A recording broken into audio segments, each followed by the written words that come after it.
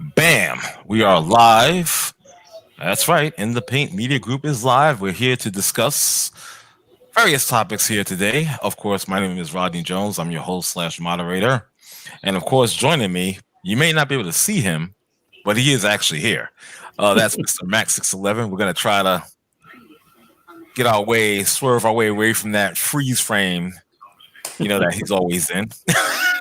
And of course, we'll be joined by our people, our dudes here.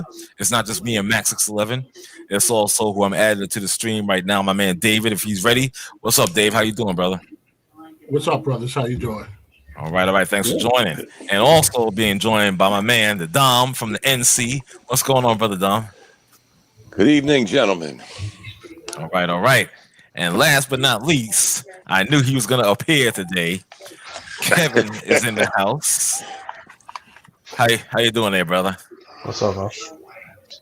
All right. Do me a favor tonight. You're not going to eat any chips or anything like that, are you? I was about to, but everybody mute whatever devices you have in the background. Please mute them. That's probably Kevin watching the game. Huh? That's you watching the game, Kev? Yeah. Are you all right? What the hell's going on? You sound depressed. Exactly. I'm like, what the hell's going on? I got Mac that he don't want to. We don't want to do the freeze frame, so we're trying this out. Just with his voice. Then we got my man Kevin. Wow. You all right, brother? Hard day at work? Yeah, you good? I'm good. Okay. I think I know what it is. I got it now. I understand. It's all good. The first thing we're going to get into tonight, obviously, what's on the screen. Los Angeles Lakers lose Game 3 of the NBA Finals versus the Miami Heat the other day. And, well, I see there's a lot of people up in arms about, LeBron James walking off the court while there was, 10 seconds left, which I think is ridiculous. It was less than 10 seconds left. It was 0.7 seconds on the clock. Oh, my God. He went there. Seconds. He went there. He went to the exact time. 10 seconds wasn't good enough for Max 611. But he had to point that out, that little nugget out of his. Oh my God. Okay. I'm like, what the freak does that matter? No, but I'm just joking around. But I'm just saying, people are making much ado about nothing. You understand what I'm saying? I'm like, really? Does that really matter? I mean, haven't we seen this before? Who cares? The game is over. Game is over. Right. There's no miraculous 3-point play. No, it's done. It's finished. You understand? So what's the big deal?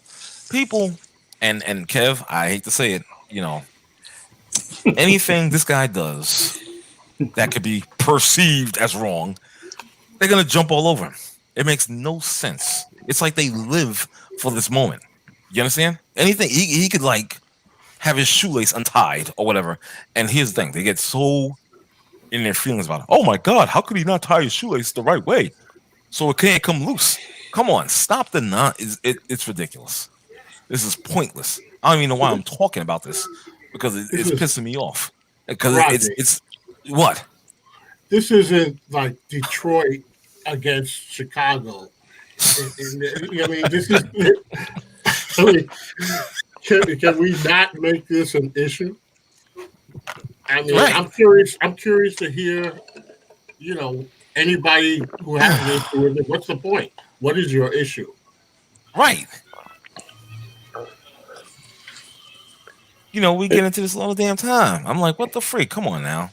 And that's the thing, we've done it so many times, and while we looked at it as nothing from the Bulls, Detroit, to numerous times that it's happened after that. Mm-hmm.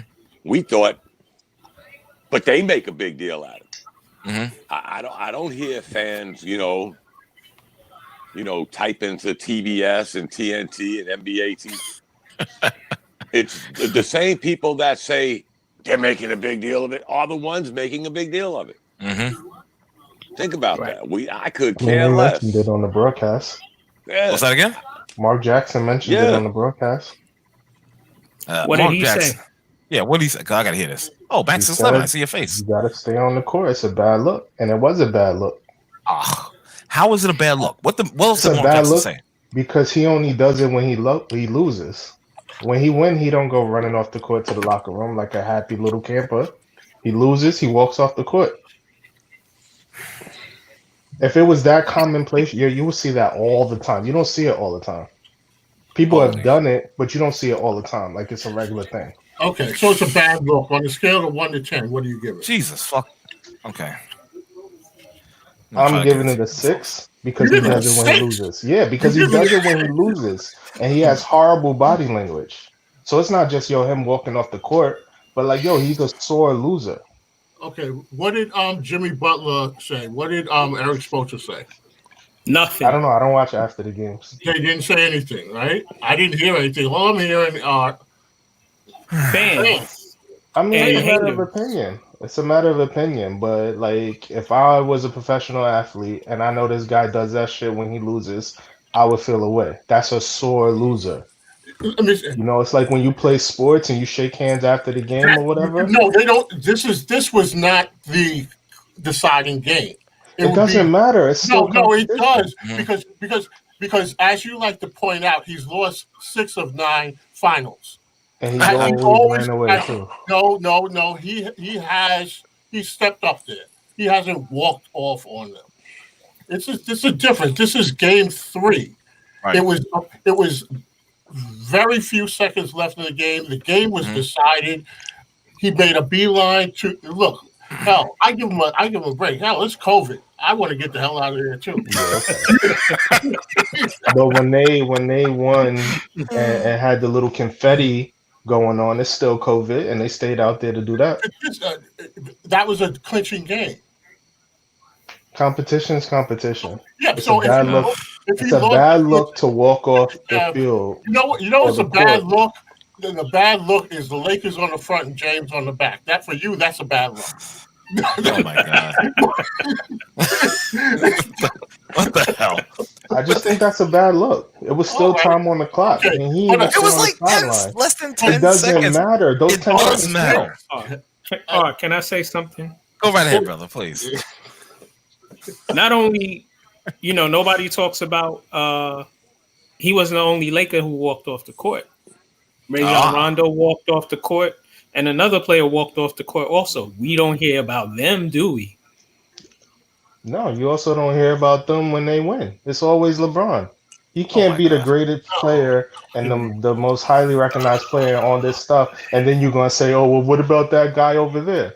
You can't do that. Listen, Kevin. He could have some accountability. That was a bad look. You're my brother. The game was not over. A 6 game is not over. Okay, so what do you give Rajon Rondo?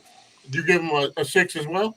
All of them dudes who did that, they were sore losers because had they won, when the clock hit 0, they still would have been out there. Because somebody would have been interviewing them. That's why. You're acting like the whole team, the whole squad, Lakers squad, was out there. That ran back into the locker room. Even if it was one, 2, or 3 individuals that got out of there in a hurry, the whole team didn't.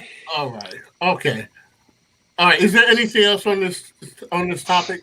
I just never want to hold that man accountable. We do, but I said, "Oh my God, look! Come on, son. That was a bad look." But you know what he does? Come on, guys. Let's take off our jockey hats, and he does have a point. He's done this before, though.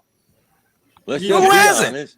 What player hasn't? Right, but him has done it on a couple of occasions, and guess what? To be honest, guys, I haven't watched 1 minute of the playoff of the championship. Okay. So I'm hearing or seeing highlights of it. Yeah, I didn't. But again, he has done this in the past. And this time, again, when you feed into, as your boy would say, what's his name? Moody and Moody Mood, when he comes on and talks about false rhetoric and then disappears. But he buys into this. He probably bought into, we're going to sweep them. And all of a sudden, you lose the game and you get that bitter beer face. There's nothing wrong with that, guys. There's nothing wrong with getting the bitter beer face. But man up and just stay there for like we said, it was only 1/7 of a second, 10 seconds, 5, whatever. Just pony up and say, It's almost like he does it for attention so people will talk about it. Just stay there for them couple of seconds. What's the big deal? I hear you, Dom, but you give it a 6 out of 10? I wouldn't. I would give it what the NBA is getting on their ratings during these championships. Not much. Not much. Not much. Not much. There you go. That's not much. I'm not. I just look at it as a competitor, and believe me, I have an ego as big as anybody else. But come on, guys, just stay there to avoid all of this nonsense. Like I said, we've seen it 100 times. But just to avoid the nonsense, would it really hurt you, Dave, to stay there for? No, I'm not saying that I disagree with you. I just don't think that it is as big a deal as a 6 on a scale of 1 to 10. Well, I'm not gonna give it a number. I just think it's petty. Let's put it that way. I ain't gonna give it a number. I think it's petty. I can agree with that. I can see pettiness. I can definitely see pettiness. Yeah. I think that's a bad look for somebody who wants all this attention when they win. And when they do these amazing type things.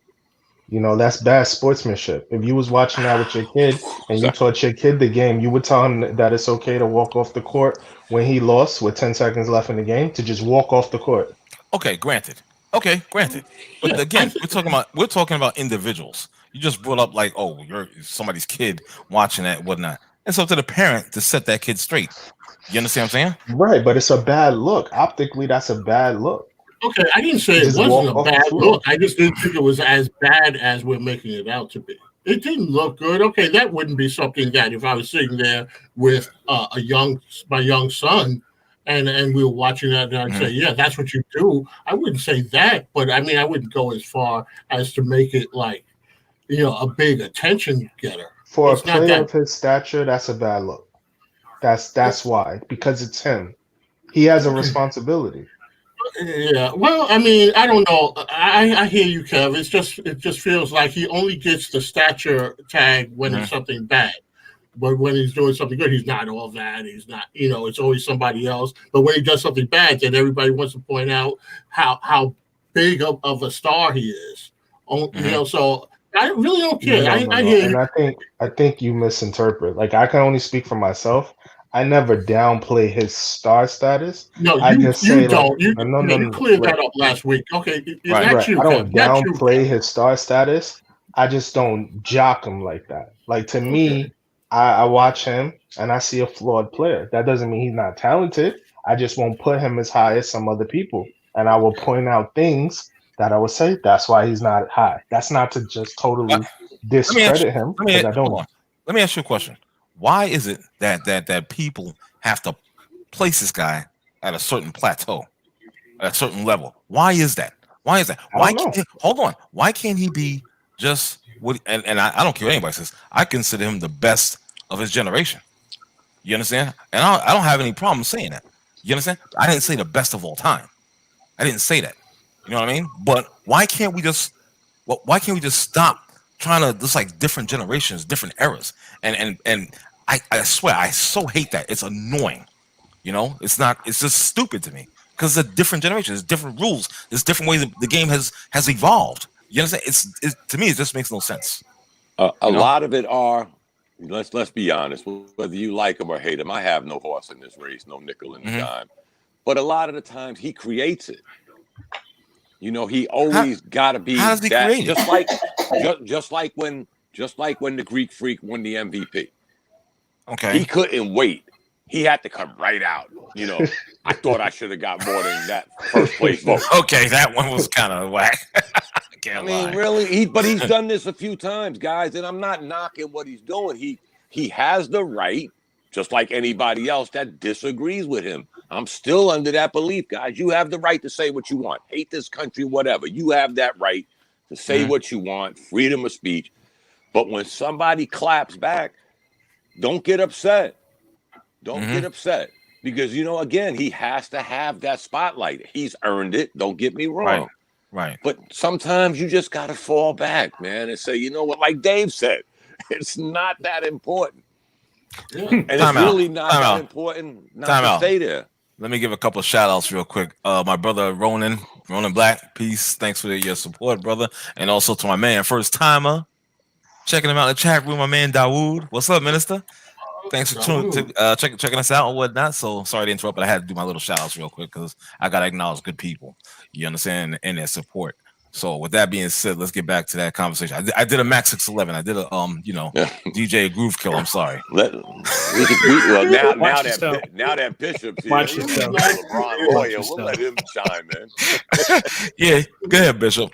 I don't know if you was listening to what was being said earlier, but the floor is yours, brother. What's going on, brothers? All right. What's up? I assume that you were talking about LeBron. Of course. We were. And, of course. And some folks believe that. I mean, again, like I don't know what people are watching when they watch basketball games. I don't know. Maybe they're just looking at the outfits that the players have before the games, what they're wearing after the game, what kind of sneakers they have. I don't know. I 110% agree with him. Like, how does Giannis run away with the MVP voting when he's an extremely one-dimensional player who still has the same flaws in his game that he had when he came into the league? And I don't see that getting any better because that's just who he is as a player. Right. And what happens is he caught the league off guard the first year because nobody had seen anybody that size with that type of agility and athleticism doing the things that he was doing. But it's like, okay, well, now we know what you got. What else do you have? How else are you gonna lift your game to the next level? And to me, I don't see it. I don't see how he's made any improvements on his game. LeBron has consistently shown. I'm not saying that he would have gotten the MVP, but yes, he should have gotten more votes. Absolutely. Well, absolutely. The thing is, and we talked about this before, guys, a few weeks ago. Giannis was a safe choice. You understand? That's just what it was. He was a safe choice. You talk about a guy named LeBron James or whatnot who speaks out, nationally. You understand, on social issues, and those people might not agree for their own whatever reason, but he was a safe choice. They didn't want to see LeBron get that. You understand what I'm saying? I thought he played excellent this year. Some people might not want to hear that, but he did. You know what I'm saying? And it's a fact. But again, it's the likability factor that played into that of him not getting there, and because of who he is, who he is as a man. Who he is as a man, you understand? He'll speak out on issues, and people won't agree. You understand? So I'm sorry. When we say he speaks out on issues, is it just the side of the issue that you like? Because he never claps back when the people that he's supporting don't do nothing. Now we can get into this, and I've got into it a couple of times. I'm sure. Thank you to Mark A. Cunningham. I keep going back to that picture. I've never heard him clap back on them for walking away from what they said they were going to do, i.e. taking a knee. We're going to do this. Kente Cloths. I've been over this a million times, guys, whether somebody likes it or not. But I've never heard him clap back on that. There's a I'm not even going to get into the China thing. That's a horse of a different color. Because some people are just were and still are so totally uneducated about what has been going on in China for centuries. I give everybody a get out of jail free card with that one. But if you're going to clap back and you want that voice, why ain't you putting other people's feet to the fire when you just pick and choose your battle because you're going with the battle of your mass, your followers? But when the people that you're supporting ain't doing nothing and they walk away from what they told you they were going to do 2 weeks ago, you don't hear nothing, guys. What exactly I'm confused. What exactly are we talking about? The fact that he speaks out against the social injustice, and when the rhetoric coming from the White House, who's trying to use sports as a political tool of divisiveness when he speaks out against that. Because all the other stuff, it's like, if that's the case, every politician that has ever said something to us to get in office, to get elected in office, we all should be holding them accountable, not just this one person. But what I was speaking of is like when the issues that occur, the social injustice that's just like in everybody's face, and it's kind of like, yeah, I can't just ignore that and just go sell sneakers and play basketball and choose the safe thing. I'll speak out about it. I'll put my money where my mouth is. I'll do things, that are not always in the limelight because that's not what I'm doing it for. Mm-hmm. It's like I'm 110% behind that. I think he's kind of like, whether people realize it or not, his actions have kind of like put the control of the player back into the game. It's basically opened up the freedom where players can say, "Hey, I don't want to play here anymore," and not be ostracized or not be, blackballed. He's pretty much helped pave the way for that. They've always had that option. Well, no, Bishop, they've always had that option. But just like we have an option. We all have options. But the point I'm trying to get at, Bishop, free agency. Right. The only point I'm trying to get at, Bishop, if you're gonna be consistent, then be consistent. We all do it. Don't get it twisted. See, that's the problem. Too many people put these athletes, these celebrities, these politicians on a separate plateau, but they're not. So, but if you're gonna be consistent about something, then be consistent. I mean, we started out this conversation with him walking off the court. So, but again, when we keep bringing up issue after issue, he's had his flaws. He's human, of course. So, to sit there and say, he's giving players the right away and the this away and that. No, he's not. That's been in effect, guys. This is sports in the 2000s. Nobody's holding these guys hostage. The pendulum of the power in the NBA has switched from the owners and the coaches having a lot of the control, the players having a lot more control over their destiny. So I don't know. Yes, it's always been a possibility, but people weren't really pushing the envelope to make it happen. I'm not saying that he's solely responsible for it. I'm not saying that, but a lot of the movements that have been made, he's actually helped to foster that, where players have a lot more say-so in where they go, where they play, and their destinies, their careers. So we could agree to disagree on that one. It's been around. It's been around before LeBron. I think I understand in the NBA.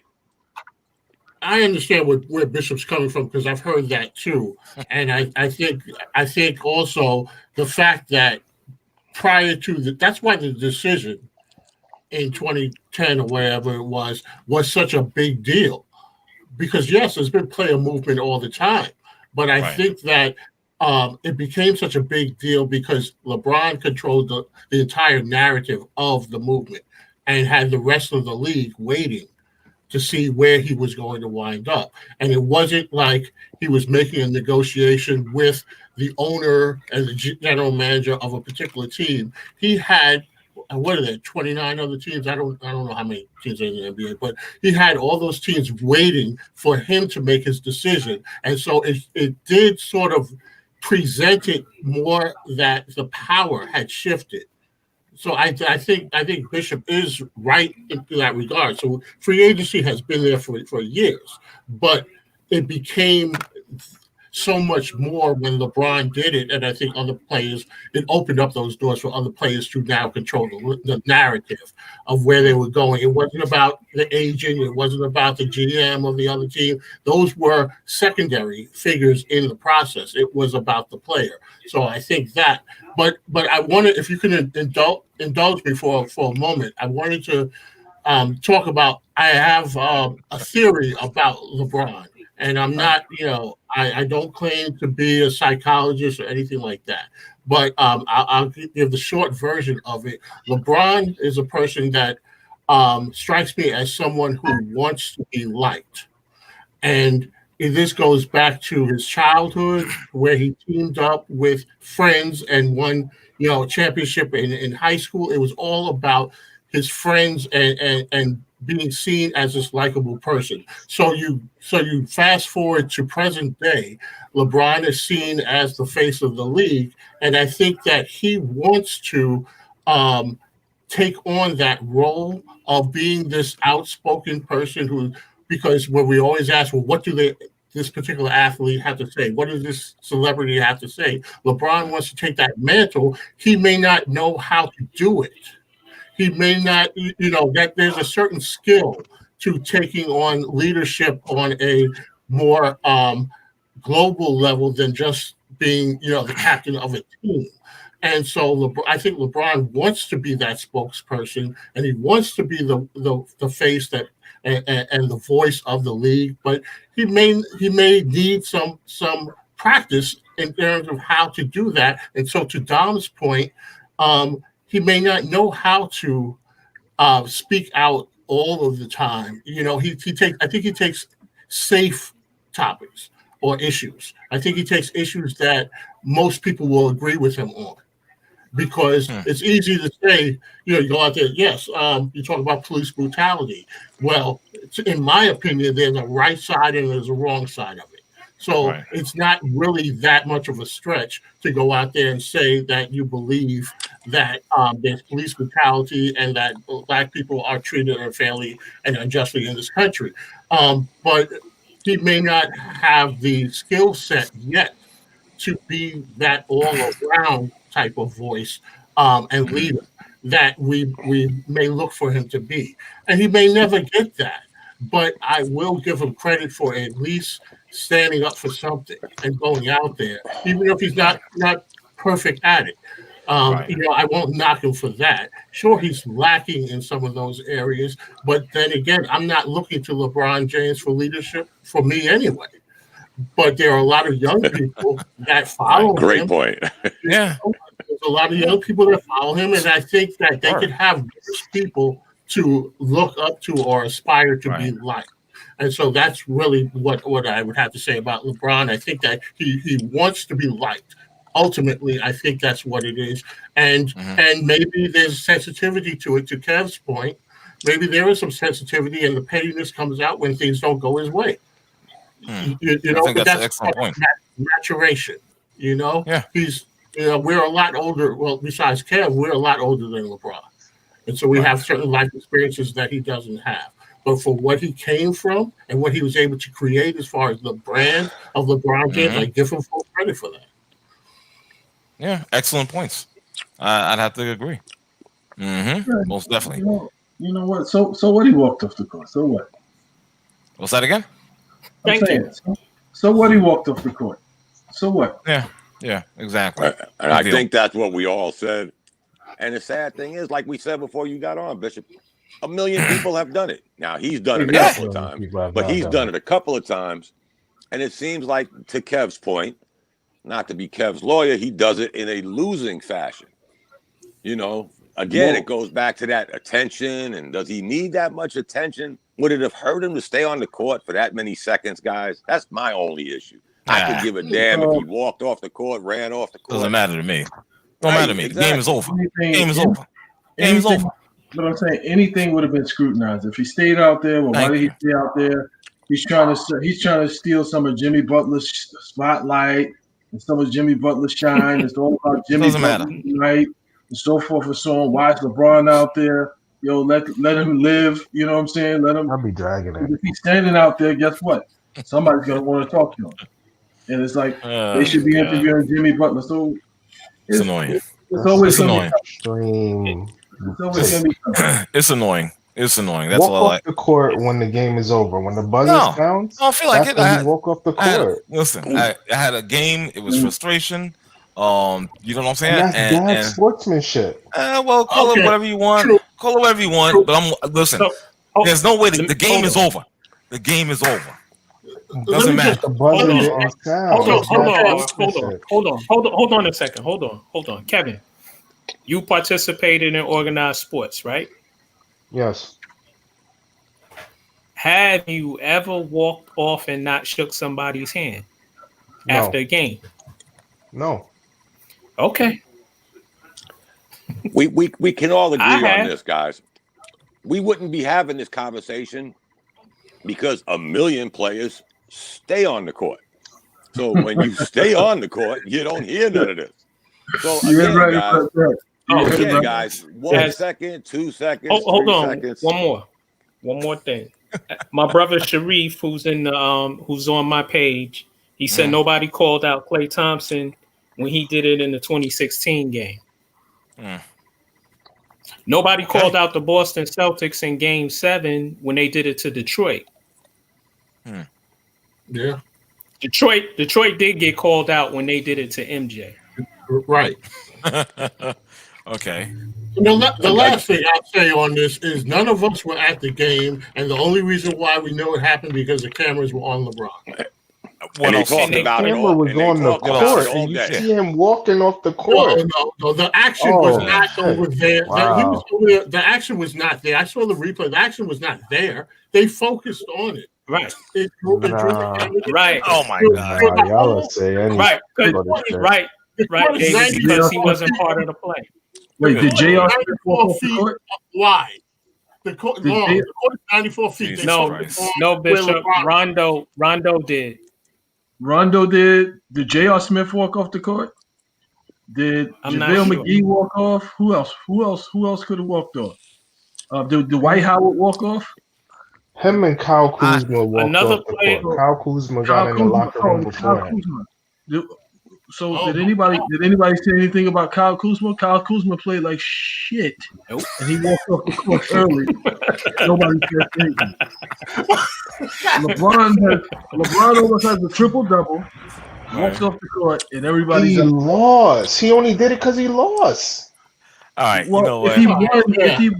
If they won, what sense would it make to run off the court if I'm winning? Okay. It's sportsmanship. I don't know where y'all learn how to play, but I'm glad I ain't learned that way. Okay, that's it. I'm pulling the plug on this. I'm sorry. I got other shit to talk about. I'm pulling the plug. Whatever. And I'll leave it at that. The next thing, staying in the lane of the NBA, Brooklyn Nets point guard Kyrie Irving and his latest comments, are they divisive or not? He said quite a few things, actually, Max 611 and everybody else. Yes, he said quite a few things. Wow, where do we even begin? Do we begin with the accusation? Then go ahead. You go right ahead. Let's start with the coach. Mm-hmm. He said he doesn't see Steve Nash as a head coach. He said, we got KD over here. We got me. He said, I could be the coach. It's a collaborative situation. So what he did right then and there is he just took the legs out of he took the legs out from Steve Nash before the season even starts. Now, maybe I missed something, but was he talking about coaching in general? Like we collectively don't need coaches. We got R, we got Dave, we got Don. Was he saying that? Because that's what I kind of got out of it. I didn't. Of course, it's a dig at his own coach. Don't get it twisted. But was he sort of saying we don't need coaches? We got stars. We got me, God. You. I mean, when you start putting you in the position of coaching and decision making, honestly, guys, I you know what I thought of when I saw this? This is all I thought about because I wrote it down. Here we go. That's exactly because I look at your little post and I put X's, and the only thing I said to that was, I'm looking at it right now. Here we go, and everybody can figure it out from there. Come on, man, this guy is just. If I had, let me just say this: if capital IF, if I had any respect for this dude, it's completely out the window now. It's gone. It's gone. It's just gone. I don't have any respect for this fool. And that's what fool. That's what he is. I have no respect for this fool whatsoever because one, let me get on this thing with him and Kenny and Atkinson, in which he didn't get him fired, but he did get him fired at the same time. Ridiculous. It was ridiculous. Wait a minute. Did he even play for Kenny Atkinson? He did. Yeah, he did. No, I mean, really, what did he play? Like, how many games did he play? Well, that's either or. You understand? That's the over under. How many games did he play for Kenny Anderson in Brooklyn Nets? Exactly. But the thing is, he killed me because he was talking in double talk. You understand? He's like, well, I'm not really responsible for Kenny Atkinson, but yet I think we need a new coach. That type of talk. I'm like, dude. What do you even realize what you're opening your mouth and saying? You sound like a freaking moron. Let me just say this and then I'll fall back. But okay, Kyrie is too smart for his own good. He's one of those types that Kyrie is very, very smart, and he's got a year at Duke to prove it. So just one. But he's one of those guys that he sort of thinks on a different plane than everyone else, and sometimes it comes across as weird, and we get caught between: is he weird or is he just real smart? That whole flat Earth stuff and all that other stuff. So he says things that have multiple meanings to it. It's multi-dimensional, but when you put it all together, it sounds like bullshit. You said like you just said. You just asked if he was very smart or if he's weird. Well, I gotta put my money on him being weird because he's not smart at all. You understand? That's what I put my whole life savings on that. He's a weird ass motherfucker. Fuck him. Straight up. I hope his representatives are watching. You get to run and tell him he ain't gonna do shit anyway. But, whatever. You know what I'm saying? You're a weird motherfucker. Fuck you. I have zero respect for your ass. Punk bitch. You know what, guys? Not to change the subject. Fucking the idiot. reason I keep getting up is because today makes 30 days that I haven't smoked. Oh, so I keep having to get up and go get candy, and I'm choking to death listening to Dave because I'm trying to think: is he being super sarcastic? Hold on, let me go get some more candy before I start having flashbacks. Let me tell you, my full name. Jesus. My name is David S. Sanford, and the S is for sarcastic. Yes, indeed. Yes. When Dave said, you know what I mean? I think we had this conversation before, guys. Before I met Dave with the 1 year of college. Yeah. Well, really. I love it. Minutes. I love it. That was really appropriate. Yeah. That was on point because. God. And then what about the other? Wait. There's more. There's this story. It was on some podcast. I think, matter of fact, was it on KD's podcast? Yeah. Thank you, Max. Yeah, where he was like he threw shade at LeBron. Now, correction. That was KD's burner podcast. Yeah, probably. Yeah. Not a real podcast. Probably, Jesus Christ. I swear. So he's saying that, that motherfucker could shoot. You're talking about KD, who's conveniently probably right next to him. Which is, it's just ridiculous. I'm like, dude, so you're just gonna diss this guy that put you in a position to make that game-winning shot for your only chip that you have. Yeah. Not realizing why you gotta say it like that? Why does it have to say, he put him in position? Because he did. Because he did. Because he did. Like he averaged 27 points during that series. Oh my God! Because he did. Okay. You sound just as ridiculous as me when I quote unquote disparage LeBron. That's what you're doing now too. No, that's what you're doing. Now, no, I'm not. Hold on, guys. Hold on. Yeah. In Kevin's non-defense, what happened to him before and after?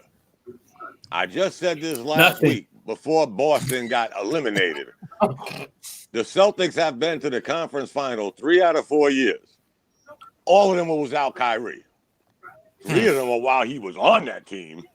And then this year, 3 out of 4 years, they've been to the conference finals without Kyrie. Where has he been? Home. Where was he before that?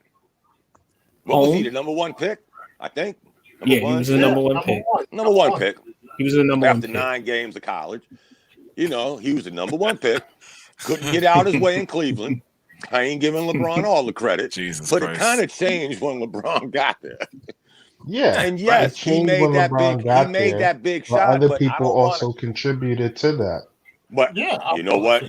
There wouldn't have been that game without LeBron the game before, and there wouldn't have been that shot without LeBron James leading them to that shot. And I'm not no LeBron fan.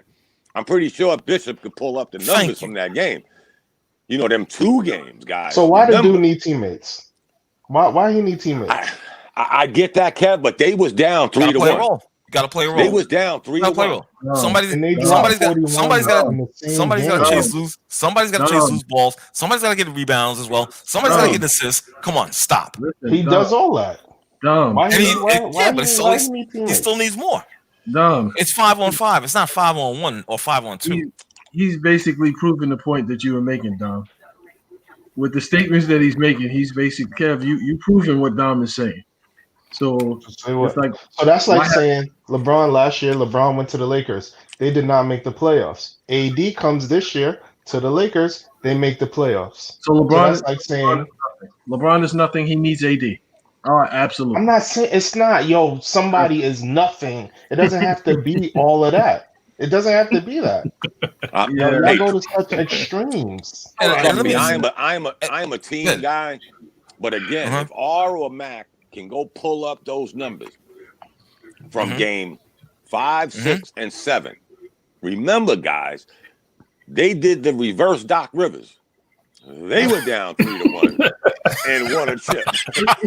So if somebody could pull up, I know Doc is next on the docket, but if somebody could pull up those numbers, because I'm pretty sure he had an incredible game 6 and he had an incredible game 7, and Kyrie hit the big shot. I'm not taking nothing away from him. I'm just saying, pre-LeBron, Kyrie in Cleveland, lottery picks. Post-LeBron, Kyrie, not with LeBron, disappearing act. For 4 straight years, guys. Let's just keep it real. I mean, let me just direct this to Kevin real quick. Listen, you're my dude. I love you, bro. I do. Oh yeah. I'm serious. I'm not even being sarcastic. I love Kev. You know, but here's my thing. This is where I also love LeBron, because his clap back to that comment that this fool had made was, well, that's because what he said something about me and AD aren't jealous of each other. You understand? So I love that LeBron clapped back at him like that. He was like, well, me and AD, we're not jealous of each other. Brings up a great point. So something to think about. To me, believe that if you want. How do you take it? How do you not enjoy playing with one of the most unselfish superstars in the NBA for the last 17 years? How do you not enjoy that? You want to objective answer to that question? Every year that you play with him, he's not going to give you one, though. I'm totally going to be objective. It was a rhetorical question because, I thought so. It was a rhetorical question because we're just going to talk around in circles on that. So I don't want an answer, but I was just trying to make a point. Every year that you played with this guy, you went to the finals. KD went to Golden State. He's winning championships, winning finals MVPs and so forth. How do you not enjoy winning? How do you not enjoy that? Like, you could have continued on if you didn't get hurt, you could have continued on playing with Golden State, and you guys would have been in contention for the next 3 to 5 seasons. You're telling me that you don't enjoy those winning situations. You're going to go to Brooklyn between the two of you, the two pettiest guys in the league. They both have like these complexes where they feel like they're better than, or they want to be. All them dudes is like that. These two particularly has this thing against LeBron. The two of them, they have this. You know why? And it's ridiculous. It's ridiculous. Like if you tell me that you want to win championships, you want to play to win championships, and you're already in a position to do that every season, and you leave that situation, that tells me that you have an ulterior motive. Your motive is not to play to win. Your motive is to get accolades. Be the man. Be the man. Pretty much. It's to be the man. Pretty much. And it's already proven that you're not that guy. You're not that guy. I go back to what I said. What happened after he left? Amen. Amen. Amen. I'm not giving LeBron all the credit. I'm just saying, when you run your mouth that much and then you opt out to go somewhere or force a trade, let's be honest, he didn't sign as a free agent. He forced his way out of Cleveland. Okay. And you go to a contender and you disappear. You get hurt. And in the 1 year that he played, you shrank. I think in that series they lost last year, he shot abysmally. 21%. He shot horribly. Yeah, 24% from the field. Against Milwaukee. I mean, again, guys, when you run your mouth that much, you better be able to say, here I am, because now you ain't been there. And again, this year, take the LeBron factor out of it. If I'm not mistaken, guys, we all followed the Nets this year. Before the pandemic, they had a better record when he wasn't playing. Don't that remind you of something? Didn't Boston do the same thing? And they didn't even double team him in that Milwaukee series. They didn't even double team. Didn't Cleveland get to the finals the year they lost without Kyrie? Oh, he was hurt. Kyrie and Love got hurt. They still got to the finals. Yep. They didn't do very well in the finals, but they got to the finals. There. Right. Every team you have played on for the last 6 years has at least got to a conference finals without you. And the one time you hit pay dirt, somebody go pull up them numbers from game 5, 6, and 7, please. And let's see what really happened. I'm just saying, guys. I gotta show this. I'm sorry. Hold on, Mac. This is hilarious. Hold on, this is hilarious. If you think about my brother Dawood or whatnot, if you think about it, y'all, KD and Kyrie is just like Mark Pryor and Kerry Wood going to Chicago. What happened? What does that mean? If y'all don't remember those two pictures, exactly. I'm a baseball guy. Yeah, might be a little old school for you, Kev. A little old school. He was drafted by Chicago. Yeah, but they played together. They were supposed to be the two up-and-coming pitchers, if y'all remember. For those that don't remember, Kerry Wood was a stud. Let's not get it twisted. And Mark Pryor was good in his own right as well. He was coming up to be a stud. He wasn't on Kerry Wood's level yet. But what happened? Injuries, ego. They fell apart. They fell apart. They became the Cubs. Like Kyrie became Kyrie. Again, guys, just think of that for 1 minute. In the last 6 years, the team that Kyrie has played for has got to a conference finals without him. Oh my God. That's weird, man. That's like weird. I don't get all the talking, guys. I'm sorry. I don't. I will give Kyrie a little bit of a pass in Boston because not all of it was his fault. To me, not all of it was his fault. I think the coach force feeding Brendan the Hayward kid, force feeding him minutes when he wasn't really, he still doesn't fit to me with what Boston does, but he kept force feeding him minutes and disrupting the chemistry that Tatum and Brown and Kyrie and the rest of these guys had, just throwing them in there and disrupting the chemistry. It's like, you got a good core. You got these guys playing off of each other. You know what I'm saying? And then you come in and disrupt that. We're trying to force this guy into the rhythm. And he did the same thing. He did the same thing this season because it's like those guys that are coming off the bench, like Ojale and the rest of those dudes, it's like, yo, they were giving him valuable playing time, valuable minutes coming off the bench in conjunction with Tatum and Brown and Tice.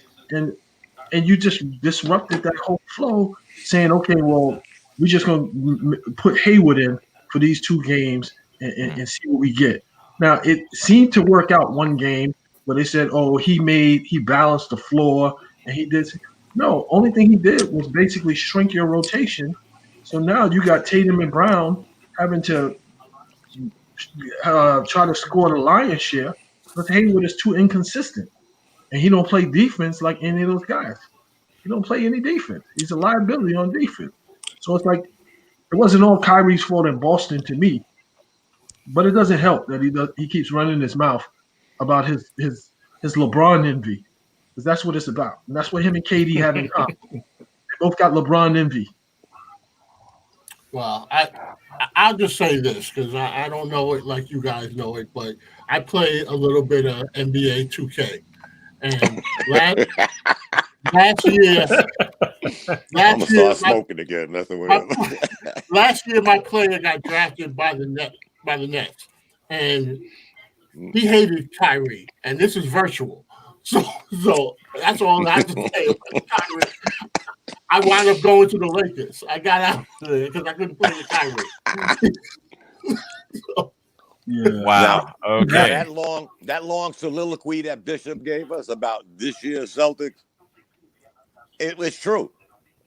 But the bottom line is, guys, they still got to the conference finals. Right. Through all of that, through the injuries, through this guy not ready, this guy may be progressing, this guy getting in the other guy's way.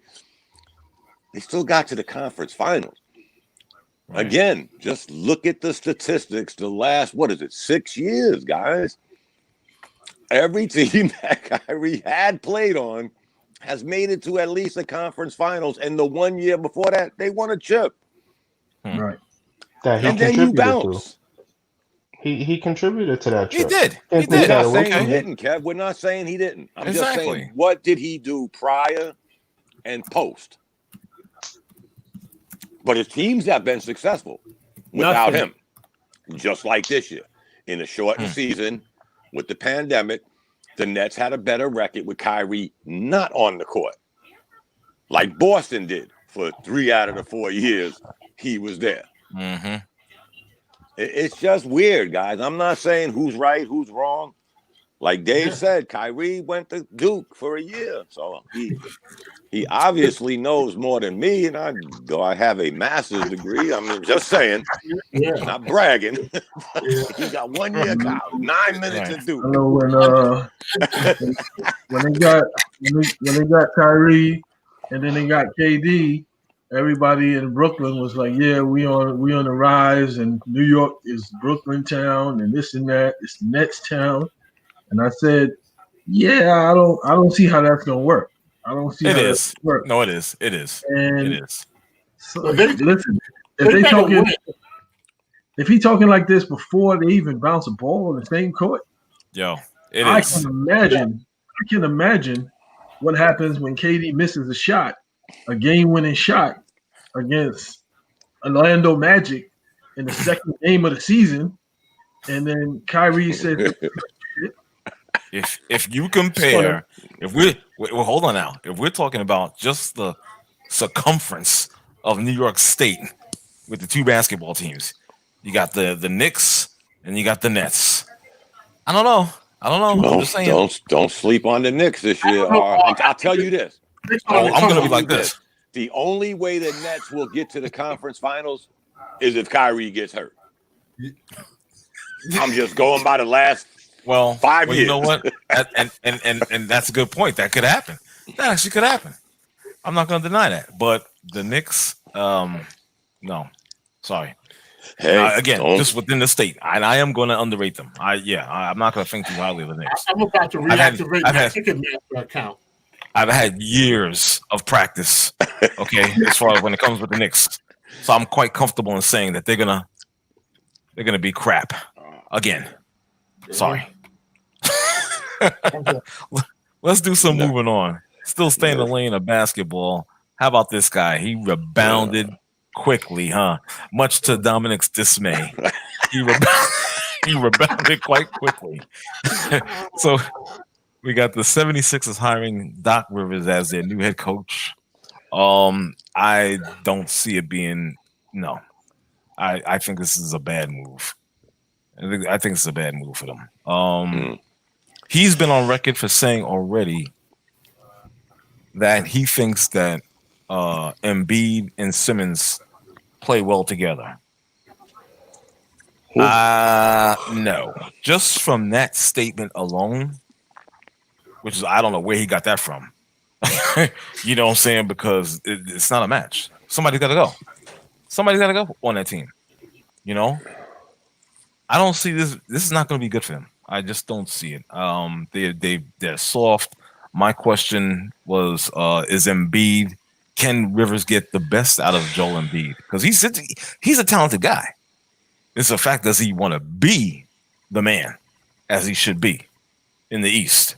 Hell, maybe in all the NBA. He's got the size, he's got the talent, but it's the effort, it's the motor. You understand? Can Doc Rivers bring that out of him and make him be all that he really truly can be?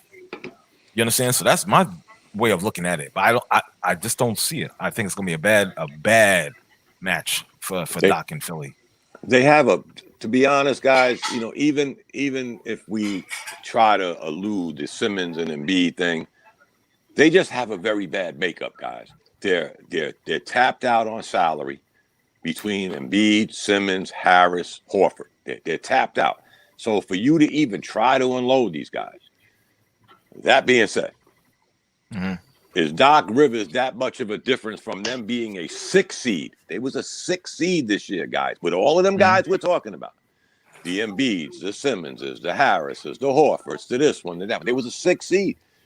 They won, I'll say it again, just to piss my boy R off. They had as many road wins before the pandemic as my New York Knicks, who were a 100th seed. So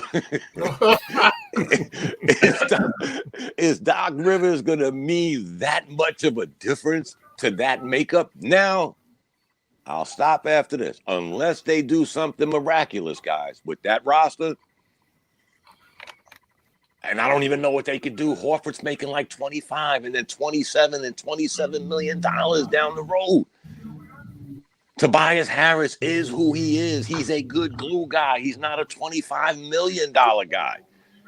And then you got Simmons and Embiid, who got even longer term contracts than the two I just mentioned. Yeah. Wow. Yeah. And we had this conversation before Doc Rivers, guys. Let's just be honest. Yeah. Right. The problem is the problem with the 76ers.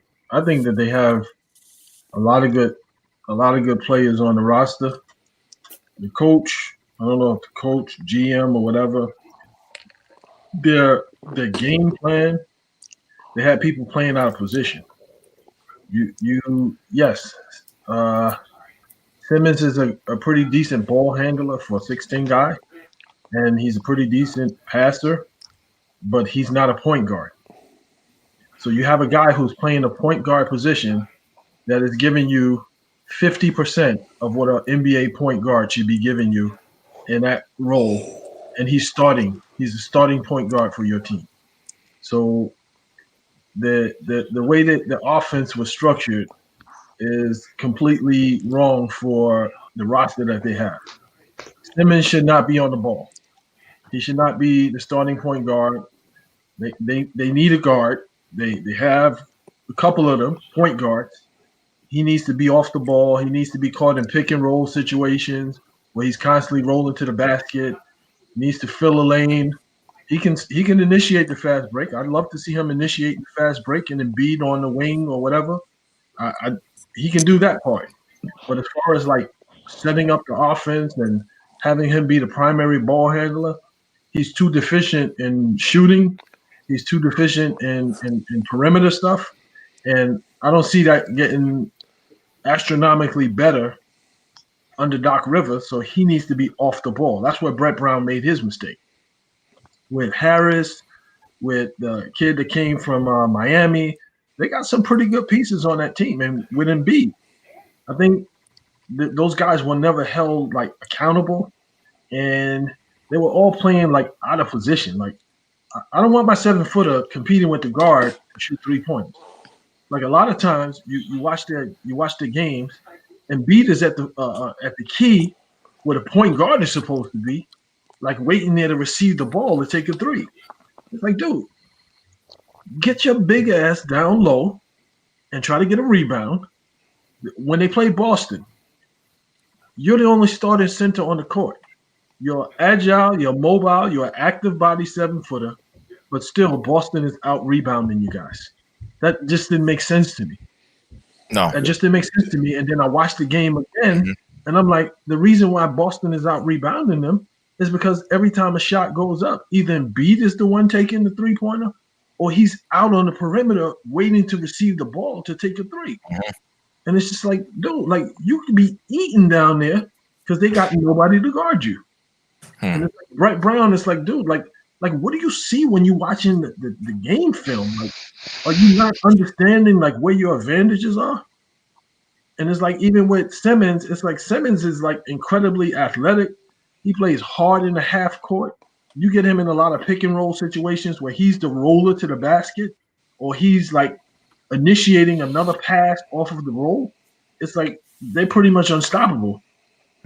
But he got him handling the ball where if they run a pick and roll or if they run plays, teams just back up and force him to shoot, and he's not going to shoot because he's never worked on his game. And the coaches never pretty much held those guys accountable to say, hey, you two are the money guys. We rise and fall with you. As you go, we go.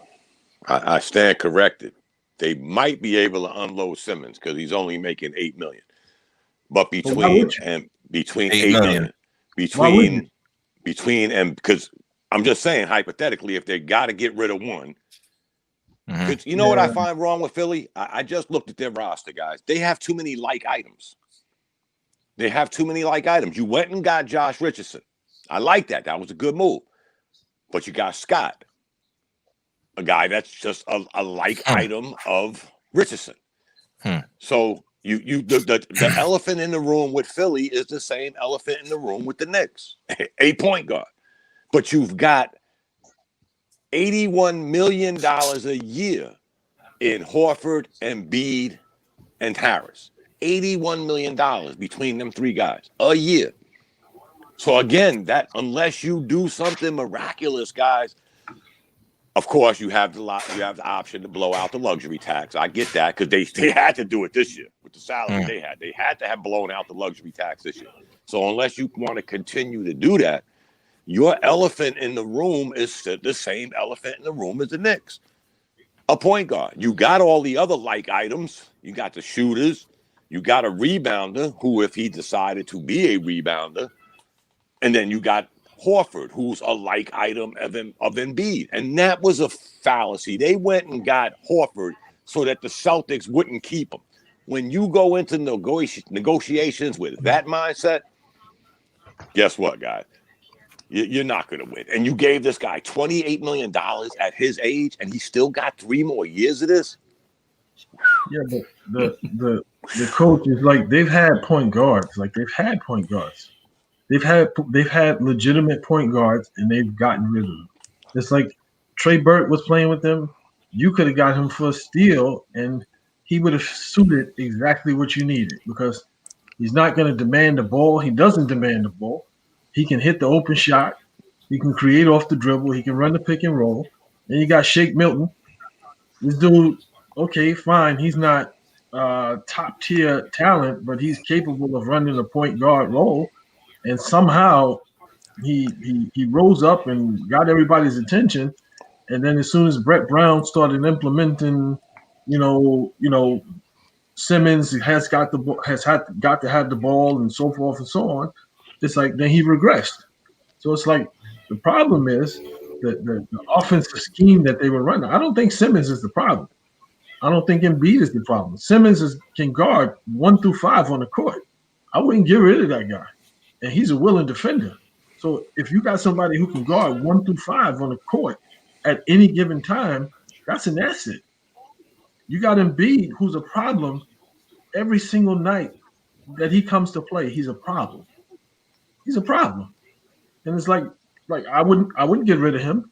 It's just the way that they're utilizing those guys. And it's like, yeah, if you got similar pieces, that means at all times you have offense on the court. At all times you have synergy from your starters to your subs. You should have synergy, but they never, the coach, I don't know, like if it was management or whomever was pushing this idea that, Simmons is the point guard and this is the new way to play and so forth and so on. But it's like flawed, and it was proven to be flawed like 3-4 seasons in a row, where it's kind of like you guys are supposed to be making the next step to the next level, and you showed that you couldn't do it. Because the higher you get, the further you get in the playoffs, the deficits that you have as a team are accentuated, are highlighted. The further you get into the playoffs, and I feel like their major problem. I think Doc Rivers, he's smart enough to see, okay, well, let me put everybody in their right position, and let me go out and get me, if Shake Milton is that guy, fine. If he's not, let me go out and get me a serviceable young point guard that I know is like kind of hungry, that's going to defend, and then you got two guys in the backcourt, because Josh Richardson holds down defense. You got Josh Richardson and whoever that point guard is in the backcourt, and then you got Simmons, Embiid, and Harris on those forward roles. And it's like, that's a problem any given night. That's a problem when those dudes come to play on any given night. But so it's the elephant in the room is always going to be, Bishop, wherever you put Simmons, his inability to shoot. I understand what you're saying. I always said that. He's a great defensive player. Bar none. He's a good passer. He just cannot shoot. And in today's NBA, that's a liability. He's smart, that's just a liability. We see it with the Knicks, with Ntilikina. Great defensive player. Let me ask this. Mm-hmm. Does he really need to shoot, or do they need more shooters? Well, they did that, Mark. That's what I was saying. They went out and got the Harrises, the Richardsons, and even to Bishop's point, Richardson really isn't a shooter. He's an off guard. He's a shooter. He's a shooter. I don't want to look up his numbers, but Josh Richardson is more of a slasher than he is. What I'm getting at is he's a shooting guard. When he got to Philly, he's been getting buckets. He's been putting it up. Right. He's pretty good. What Simmons and they stole from the 3 line. Yes. Simmons' advantages are the fact that he's big and he's mobile and he's smart off the ball. He plays really well off the ball. He's always cutting. He's always moving. He's always doing. So he's one of those, like what I call like an intellectual basketball player, where he's just not standing around. He's seeing the play. He's seeing the play happen, and even if and he's unselfish. So even if he cuts and it's not for him to shoot, the fact that he cut and got Embiid the open look, or the fact that he cut and got Harris the open look, it's like Simmons' strengths to me are not on the ball. It's not going to be his offense like that. His offense, like cutting to the basket, getting those, fast break where he coming down and going to the basket hard. That's where his offensive advantage is. Like in the half court set, him shooting 15-footers and 3-pointers, I don't think that's ever going to be his strong suit, because it doesn't look like he works on it. To Josh Richardson, Mac, he had the highest 3-point percentage on the Sixers this year. He's a shooting guard. Okay. How many did he take? I don't know. I know he shot 36%. He shot 36%. That's the league average. Right. I see what you're doing, Mac. I see what you're doing, Mac. Right. But he averaged 14 points a night. He averaged 14 points a night on a team that was, let's be honest, basically offensively challenged because of the pieces they have. I'm not saying that they suck. Right. It's just when you look at them, you got Scott, Harris, Richardson, 3 of the same type players. Where do you find minutes for all these guys? I agree with Bishop. You got to move Simmons either off the team or off the ball. One or the other. They messed up by giving Horford all that money and forcing him to play the 4 when he's really a 5 at this point in his career, and you got Tobias Harris, who you put at the 3 when he's really a 4. He could play the 3, but he's really a 4. So you got guys playing the wrong position. Well, look who has joined us on the line. If it isn't the infamous snowman in the morning, Brian Snow is here. How are you, young man? Well, as they said in Spider-Man in 2002, he doesn't want to be famous, and I'll make him infamous. Exactly. And I seem to get the feeling with some of the stuff I've kind of said over the years, I've become quite infamous. You can say that again for sure, brother. Well, as you hear the fellas talking about the whole Philadelphia roster, and of course with new coach Doc Rivers, I personally don't think it's a match. I just don't. I base that, and I'm being ignorant, and I'm being very ignorant right now because I'm basing it of just one statement he made, saying that these two guys, Embiid and Simmons, play well together. I was like, okay, I'm done. Whoa! Time out. He says, hold up, on penalty flag on the field. What's that? Embiid and Simmons play well together. He said it. He did say it. I'm not making this up. He said it. What in the Vita Blue, yellow belly, red blooded hell did he eat that afternoon? That's what I'm saying. So again, me being ignorant. I know I'm old school, so I got to bring this coach up, and God rest his soul. Do they expect Doc Rivers to be Billy Cunningham or Matt Guokas or somebody like that? I like this. I like this guy. I thought it was Malik Yobo when I saw it. No. But he's right. He came in on the ass end of this, and he's been saying what we've said since this guy was with the Clippers. Right. I mean, Bishop going to get defensive on us. Doc Rivers' career got ruined when he decided to coach the Clippers. And 2-3-1 blown series leads should take care of that. Okay, he won a title in his rookie year, which was 2008. In a simple question, what the hell has he done since? Taking an organization like the LA Clippers that have been in existence for 50 years and been a joke in the league. There we go. They were a joke in San Diego. They're a bigger joke in Los Angeles. They went through every team that celebrated their golden year in the NBA, with my research that I found so far, I still got more to do, has gotten at least as far as the conference finals. Then you have the Clippers, who are the Chicago Cubs of the NBA, as far as I'm concerned. and they won a World Series. They got. I got a funny story about that, but I'll share it on my morning show probably Friday. But do they expect? Does Doc Rivers expect these players to listen to his counsel? That's what I want to know. Especially Ben Simmons, who thinks he's the next coming of Magic Johnson when he's... I'll stop there, because if I get started, I won't stop. I'll stop there. But that's my only comment. Do they really expect Doc Rivers to become Billy Cunningham? More to the point, do they expect him to become Jesus and work a miracle? Because this is Philadelphia we're talking about. This is Ben Simmons. This is Joel Embiid. And I pointed this out, and I'll make this last point, and then I have to take off because I do have to finish it. No, I made a promise that I'd appear, but I'm also getting myself I'm getting myself in better shape, and I'm listening to my doctor. And when it's time to shut down, I have to shut it down. Right. So I will make this final point. You looking good in the cream shirt. I see you, Malik. Malik Snowden.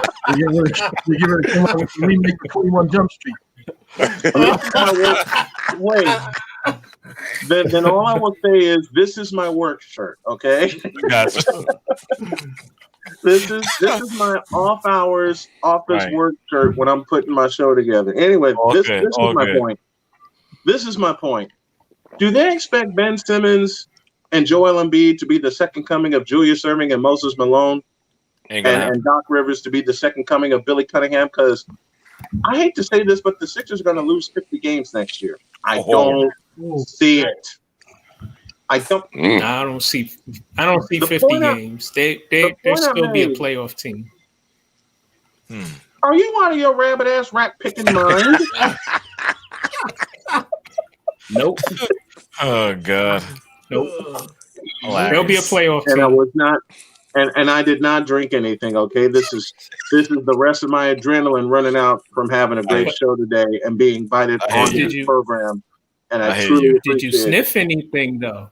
No. He's clean living. He don't do stuff like that, man. Okay, you smart ass. If I sniff anything, all right, I'm gonna have fun with this while I'm here. If I sniff anything, it's caffeine, and I'm trying to give up caffeine. Okay, my brother, man. I never touched this stuff, dude. Thanks for. I don't either. Yo, thanks for joining us, man. I know your time is limited. It's all good, brother. Hey, I appreciate you guys having me. I truly appreciate it. Anytime, man. Anytime, brother. There's an open invite for you. All right, brother. Before you go, can we get you to do a Black Power for R, please? Okay,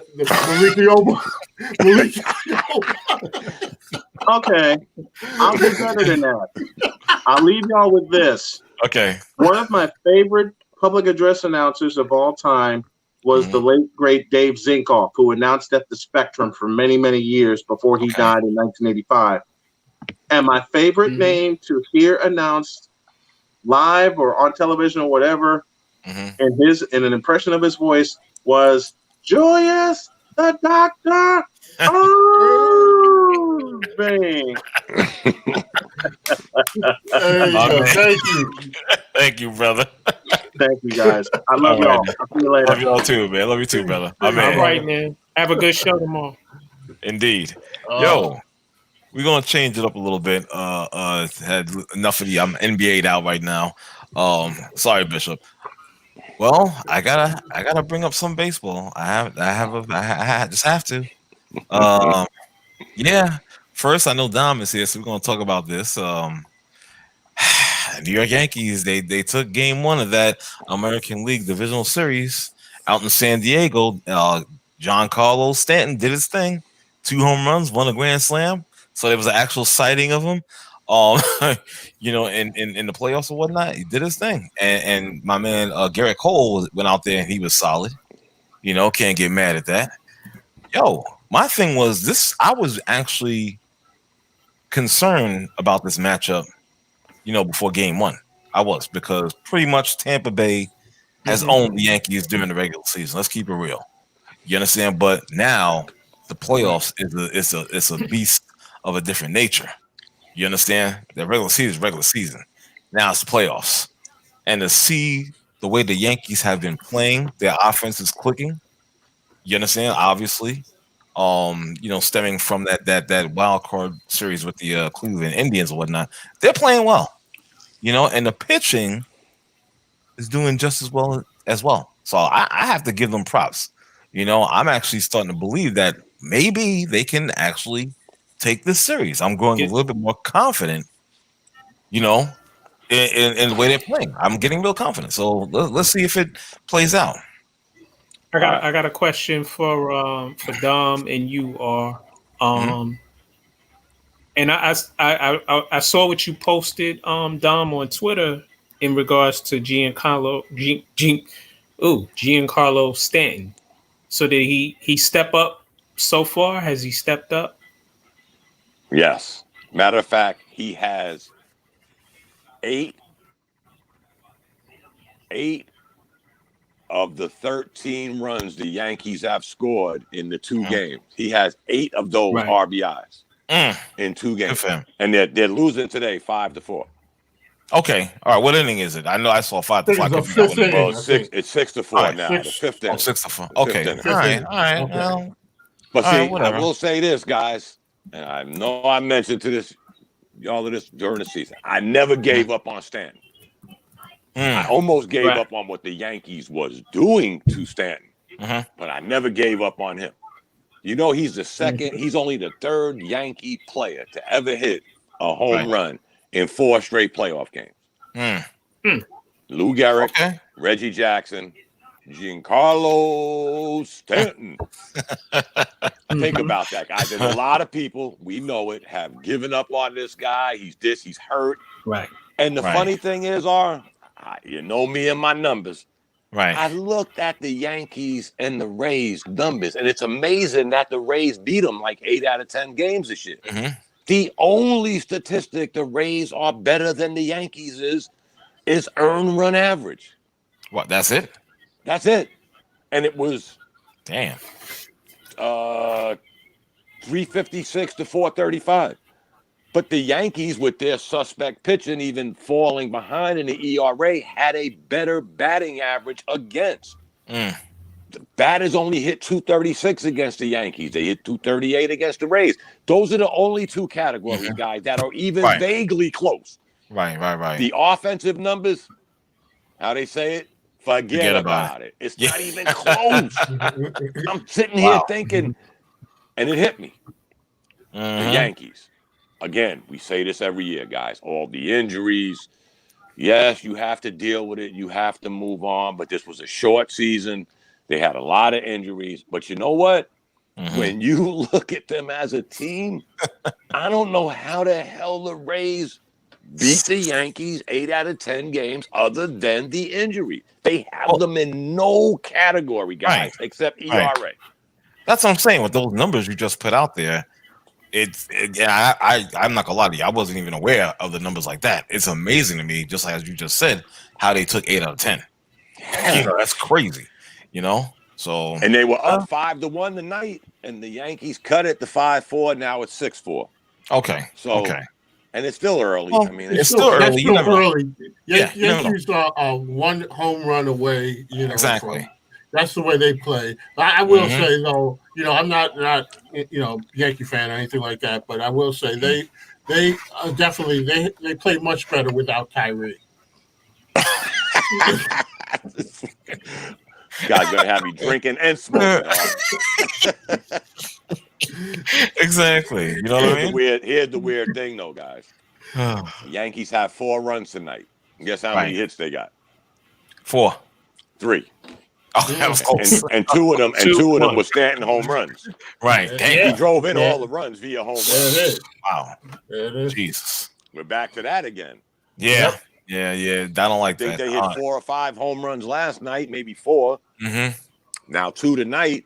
Yeah. All by Stanton. All their runs by Stanton. Yeah. They got 3 hits. Stanton has 2, and he has all 4 RBI. Right. And his 2 hits were what? Home runs. Home runs. Yeah, I don't know if I'm a fan of that. Yeah, I don't know if I'm a fan of that. He'll be fine as long as he has Donald Trump's doctors. He'll be all right.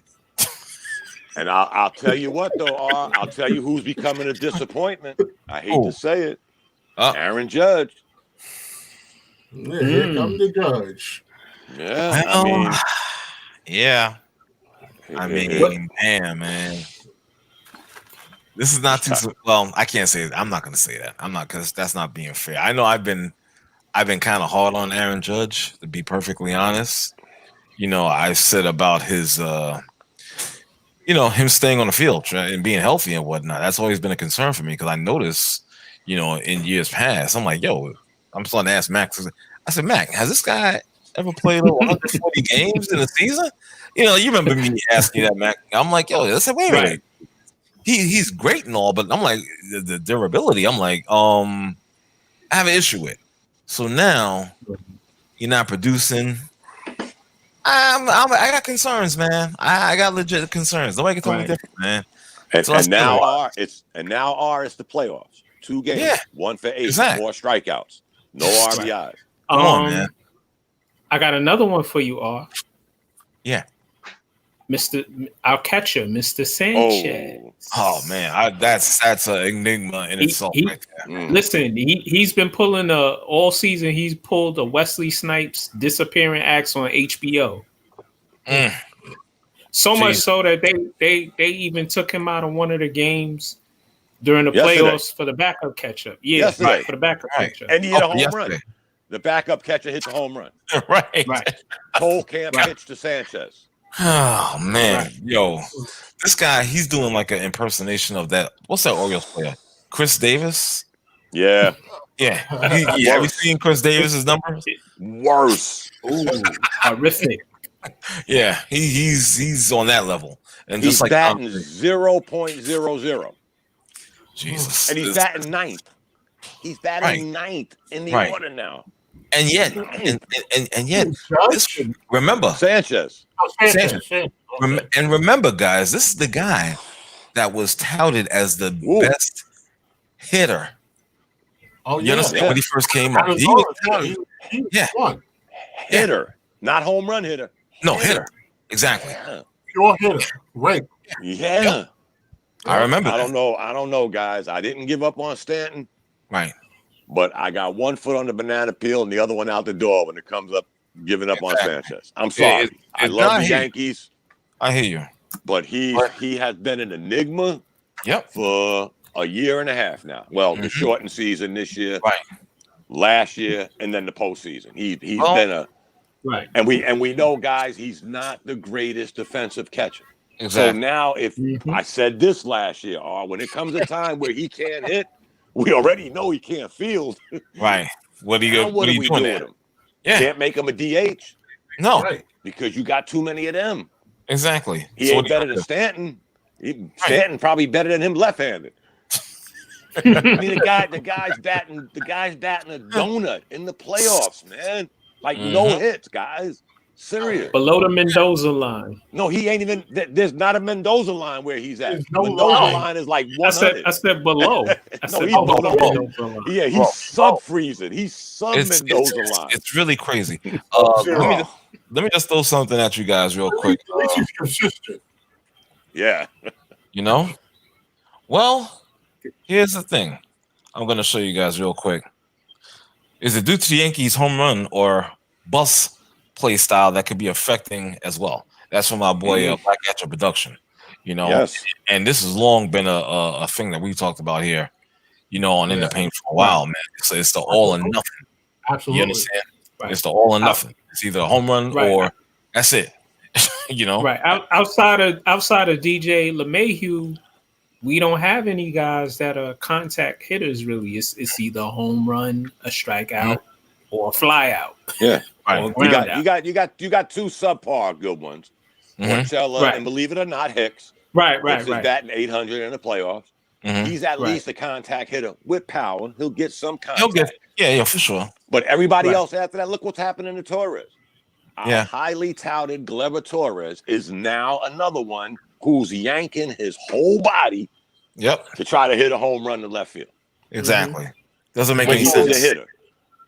That's always a danger. But we took the one hitter that we had, our probably best contact hitter, and we ostracized him. Nobody knows even know where he's at anymore. And the missing man. Right. Exactly. The missing person on a milk box.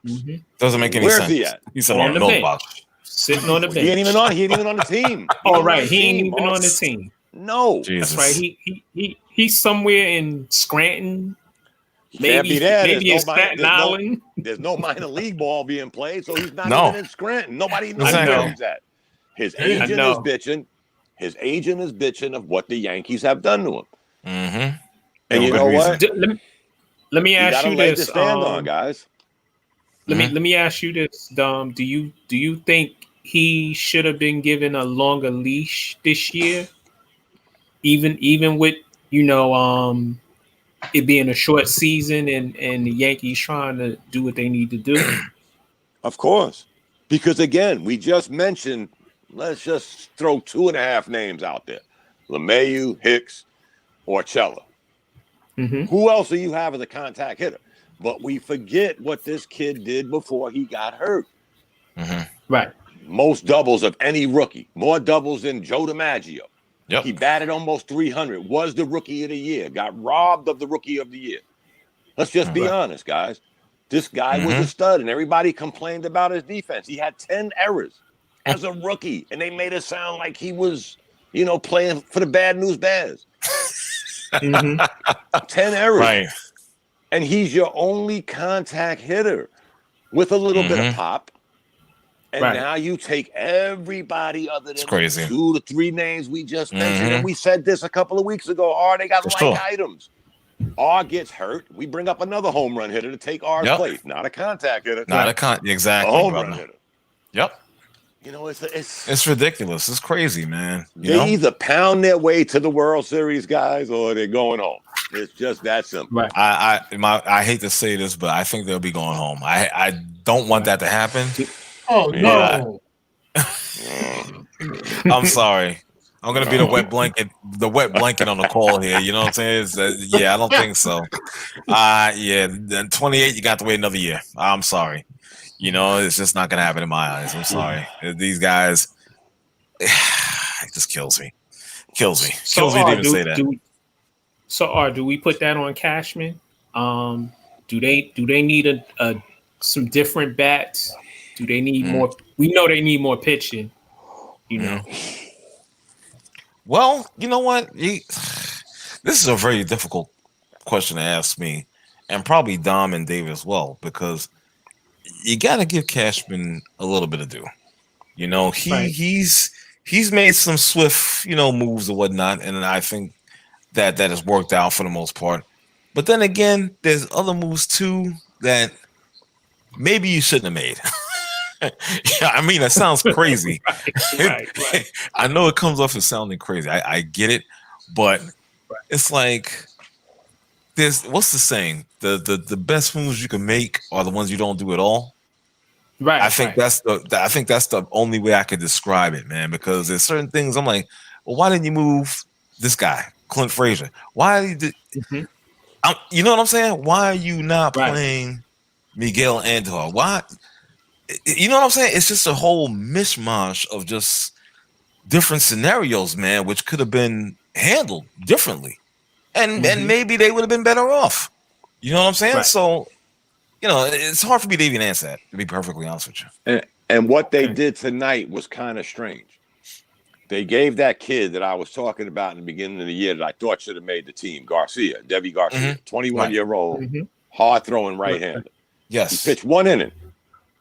Gave up 1 run, 1 hit in 1 inning. They bring in Hap, he gives up 4 runs. Right. I know things like that happen, but if you're going to put that 21-year-old out there in a playoff game, then it's not a do or die game, guys. We're still up 1 game to nothing. Exactly. So why are you pulling him after 1 inning? Let this kid get his feet wet. He's a hell of a pitcher. He's going to have some bumps in the road as a 21-year-old. For sure. But 1 run, and then you go from a right-hander to a left-hander, and the game gets away from you. Stanton tries to keep you in the game, but I didn't get that part before we came on. I was watching the game, and I'm like, okay, he gave up 1 run. He gave up a home run. Dude hit a line drive to right field, cleared the 322 mark, home run. Do you know if he was? Let me ask you. Do you know if he was hurt? That's the only thing I could think about why they would pull him. When the third batter, I started thinking the Yankees was going to do one of the Ray numbers, have that opener, not a starter, an opener. The third batter was up, and they had Hap in the bullpen in the first inning. So I'm thinking, okay, maybe he's getting loose, or maybe they're going to do this stupid opener and then, work your way to the 8th inning with nothing but, different pitches. But I saw him pitching, and I was like, he got good stuff, 21 years old. Yeah. And even though it's a playoff game, it's not a pressure one. We're up 1 game to nothing. Right. Give this kid some air. Let him. What are you doing to him now? Does that mean he's done for the rest of the playoffs? I hope not. It ain't like you got a shitload of pitches. Word. And what does that do to a kid's confidence? Exactly. That's what I mean. Yeah, for real. There you go. Like you said. Yeah. There was a couple of years ago or so now, it all blends together now, but there was a young pitcher that the Mets brought up. It's a black kid. And they had him pitching, they were playing in Toronto. And he was getting smacked around. And I was like, why don't they? Now, this is a case where I said, why don't they go get that kid? Because he made the leap from Double-A to the majors. And they were teeing off on him, and you could just see through the television that his confidence just going. And I was like, yeah. And I said, you don't do that to that kid. Right. You know, go. Somebody's got to be the adult here. Go out there and get him, pat him on the back, and say, you'll get him next time. Exactly. He's not with the Mets anymore. I'm not sure where he went, but it really irked me to watch them just destroy this kid for no good reason. It wasn't even a playoff game. It was a regular season game in Toronto, and they could have gotten them. So you can damage. Meanwhile, there are some players that they coddle and protect. So it makes me wonder what they think, because the other guys they wouldn't do this to. And you already know. And guys, this kid was a stud when he was 18, 19 years old. It ain't like they brought him up tonight at 21 and said, "Hey, R, let's get in there." Since you was on the subway and you didn't have nothing to do, come pitch tonight. No, this guy has been touted for 2-3 years. You give him a chance, and then you yank him. Dave's right. I always think about that with baseball, but this quick hooking and But Dom, yes. our play for our company team. Is nice in baseball. Softball. He's saying yeah, I was killing. Let me tell you. I was killing him. I taught R that beautiful swing of his. There we have it. Get Coach Dave coming out the way. Exactly. I gotta give him props. He hit enough off of me. I said, okay, all right, you ready to go on? You ready to go on? You know what's weird about this season, this series? When the game started last night, one of the announcers, you know how they always look at numbers, they was like, Stanton played in the National League for quite a few years with the Marlins. And they was like, well, Stanton owns this ballpark for some strange reason. Stanton owns this ballpark. And 5 minutes later, he hits a grand slam. Yeah. Wow. And then he hits two more home runs tonight. I'm like, maybe he does. I guess he does. I really think he owns this ballpark. Exactly. How about that? Yeah, it's weird. Listen, let me do a little moving on. I'm sorry, guys. We got to kind of speed this up a little bit. I got to skip a topic real quick. I know Mac has to go to work, so do I. And, Don, you always... Oh, you don't? You're off. Okay. I'm off my bad. Bro. Oh, well, excuse me. You know what I'm saying? Maybe I go back to the other topic. Who knows? Let's go. What? You going to go back to the other one? Whatever. Let's go. You the moderator. Moderate. Let's go. Well, let's go. Listen. Just make sure you have that end broadcast feature when I tap out before you do. Okay. Okay. Listen. In the lane of the NFL. Excuse me. The New York Giants falls at 0-4. They lost to the Los Angeles Rams. What was that score? 17-9, if I'm not mistaken. Yep. 3 field goals. Jesus. Okay. Out of illustrious offense. And we're gonna get to that in a second. And also some little drama between wide receiver Golden Tate of the Giants and the Rams defensive back Jalen Ramsey. They got into a little personal beef which spilled on the field at the end of the game. This is brewing. But before we even get into that, let's talk about this Giant team. I gotta tell you, I'm on record already for not watching this year, but I do read up on this stuff.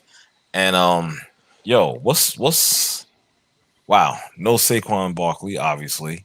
That right there. Basically, you're gonna leave it to Danny Danny Jones, aka Danny Dimes. Don't call him that. Don't call him. I have to because I'm being sarcastic when I say it. Danny Dimes. But don't call him that. Now, I'm not gonna lie to you. This rookie season, I actually liked the kid. I did. I'm not gonna front because I thought he on the games I did see, the placement that he put on the balls was pretty much on point. Now, whether the receivers caught them or not, that's a different story. But from what I saw, he wasn't bad. I thought he was pretty good. He has talent. He does. Yeah. But when you have a GM named Gettledum, Dave Gettleman, excuse me. Don't call him that. Their offensive line is horrific. It's horrific. Mm-hmm. You could put my 75-year-old aunt on one end and put my 74-year-old mother on the other end, and they'll both meet at David Jones. That's how bad the offensive line is. Jesus, that's hard. He got sacked 5 times. Oh, for real? Yeah, and that's bad, man. The backup running backs aren't good. No. Outside of Golden Tate, Sterling Shepard is injured again. Mm-hmm. Evan Ingram can't get the ball because Jones is under duress. Mm-hmm. And Slayton, who was good last year, who we picked up in the 4th round. Yeah. What happened to that guy? If you can't get him, if you don't have time to get him the ball, because that's the guy that can stretch the field a bit, if I'm not mistaken. Right. Yeah. Right. But again, like you said, I'm not really watching, but Daniel Jones, he's gonna be all right. I mean, he went to Duke, so he's gonna be all right. Yeah, another ACC alum. Yeah, right. And let me say this: Gettledum could have picked him up later. He didn't need to pick him in the 1st round. He could have picked him in the 4th round. He would have been there. Yeah, he's a 4th round. Nobody was really looking for him. Really? Nobody was checking for him. Nobody was checking for him. Nobody was checking for him. But the 4th round, you serious? You don't even give him the 3rd? He'd have been there. He'd have been there around the 3rd or 4th round. Okay. But you know what? Here's something that's weird, guys. If the Giants pull that game out, because they only lost by 8, played like shit, quarterback got sacked 101 times. They pull that game out, they're tied for 1st place. Which is pathetic. With which one is pathetic. With the one NFC least. Yep. Which Everybody is pathetic. in that division would have had 1 win. Yeah, that's pathetic though. That's bad. Yeah, that's extremely bad. And you know what? After what? This was the 4th game. Yep, week 4. We judge by quarters. 4-game interval. Of course. Yep.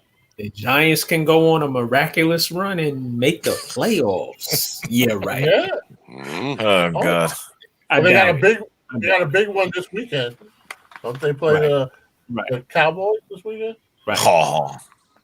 Right. Yeah, that's a big one. The winner of that division can possibly win the division, and somebody would have to win 5 to 6 games in the last 8, 9. Yeah, somebody's gonna go to the playoffs at 6 and 10. Probably from that division. Damn. That's what's sad. And that's stretching it. Because that means somebody, one of them fucking teams. That's freaking. Somebody that is sad. has to go on a run to win 5 more games. Exactly. Because guess what? They're gonna have to play each other. Right. Somebody, they might be the winner, might be 6 and 10. Dude, that is horrific. The division is going to cannibalize themselves. Exactly. Yeah.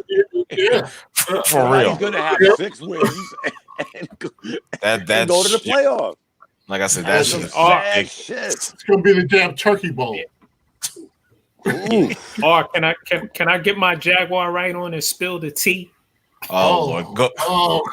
Yeah, what the hell? Okay, Bob. Well, I'll talk about that another time. But go ahead. Yeah. I don't tired of that. Yeah. Yo. Golden Tate and Jalen Ramsey. Jalen Ramsey was dating Golden Tate's sister and has two daughters with Golden Tate's sister. He dumped her recently. This is why they've been beefing on Twitter and on social media.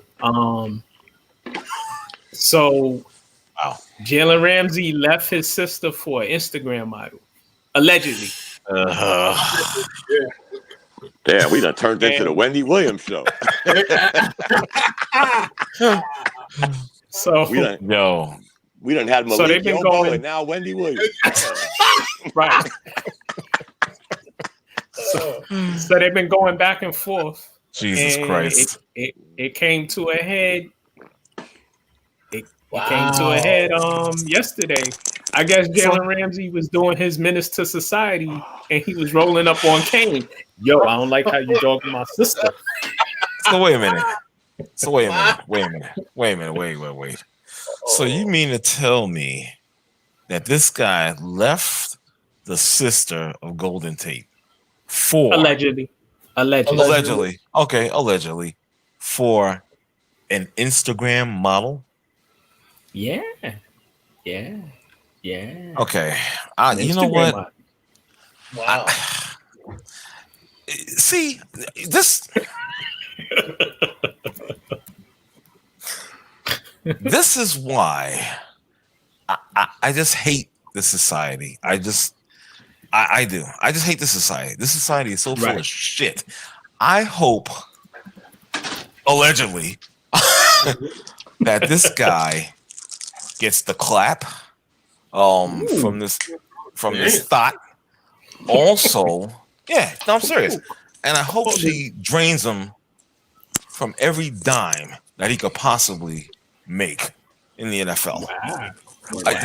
Wow. Because this is what I'm saying. See, these players, these athletes, and I'm not saying all, but there's a pretty good majority of them that find this cute, and something to do. She's cute. I don't care. I don't care. She's still a thought. A thought is a thought. I don't care how cute, whatever. I don't give a shit about that. We're gonna get Robbie a TikTok model. Yeah, exactly. I don't give a shit about that. Okay, but what I'm saying is stay off the fucking social media with that bullshit and trying to get with somebody. Stay off that now. Come on. Hey, maybe she DM'd Jalen and showed him the WAP. She got that. Oh God, Jesus! Not that. Not that. Please, I can't take that tonight. The heart wants what it wants. The heart wants what it wants, baby. Nah, man. Damn. They're weak. Tell him. I'm just, dude. They're weak, bro. They're weak. They're fucking weak. I agree with Come you. on. You never had that. Let me ask you this: was that a bad? Was that a bad look on Hell yeah. On Golden Tate's part to start the fight during the game or after the game, and then I'm not. Let me tell you, I'm not mad. I'm not mad at him. If I was Golden Tate, I'd get at him too because we're beefing on. I'm like this. Fuck that, man. Fuck this. Twitter fingers back and forth. We're gonna get it popping. We're gonna get it real. You understand? I'm gonna see you on the field. On site. That's it. It's on site. On site. Now you can get it. So I'm not mad at it. I would have did the same thing. I thought that was about football. I didn't know it was about that. Right. And then Jalen Ramsey allegedly went looking for Golden Tate in the locker room. See? Allegedly. See? See? Everybody's gone. Black Cat just said, wait until what he said? Wait till the locker room at least though. I said, I'm not waiting, man. If I'm Golden Tate, I'm going there. I'm right there. You up here looking for me, but hold on. Was he looking for him before the game or after the game? During the game. It was chippy. All game and Jalen Ramsey likes to talk, and so does Golden Tate. So then, like I said, if I'm Golden Tate, I'm gonna put that smackdown on him real quick. We on the field. And the game is over. My brother called in the chat room said he said Tate said over a year ago that when he saw Ramsey, it was on. There you go. Thank you, Call. There you go. All right. There you go. You know what I'm saying? There is a man right there that said he put it out there over a year ago. And when I see you, yo, you better guard your grill. Okay, that's it. All right, I ain't mad at him. I did the same thing. Playing around my sister? Nah, you got two with her? Nah, we ain't doing that. Nah, you gotta feel some heat. It's alleged that he left her while she was pregnant with the second child. Oh, you gotta, yeah. You gotta go. You gotta go. There's no, you gotta go. See what they did? They done turned this into the Jaguar right Wendy Williams show. Exactly. He put a cheeky barber on him. Exactly. You know what I'm saying? That's that BS, bro. Yep. Hard one for the once. Nah, what? He's in the heart one for the once. I'm not even trying to hear that. Who the hell is this that has the? That you again, Dom? Okay, I guess so. Trying to set himself up. Yo, let me tell you something. I'm not trying to hear that heart what it wants crap, Mr. Bishop. Okay, I'm not trying to hear that. You up there settling for a damn thought. You probably got a real good woman, got 2 kids by her and whatnot, and you're gonna do that bullshit. Fuck out of here. Nah, I don't subscribe to that. You never had that wet. Oh, come on. Now we're turning this into Jerry Springer show. Yeah. It's always about this time of the night that it starts to really degenerate. For sure. I don't know what it is about this group here. Yeah, it's crazy, man. Why am I hearing an echo? Yeah, there's an echo there. I hear echo also. Okay. Must be the moderator. Hey, shut up, man. Talking that nonsense. You can always be muted and booted. Remember that.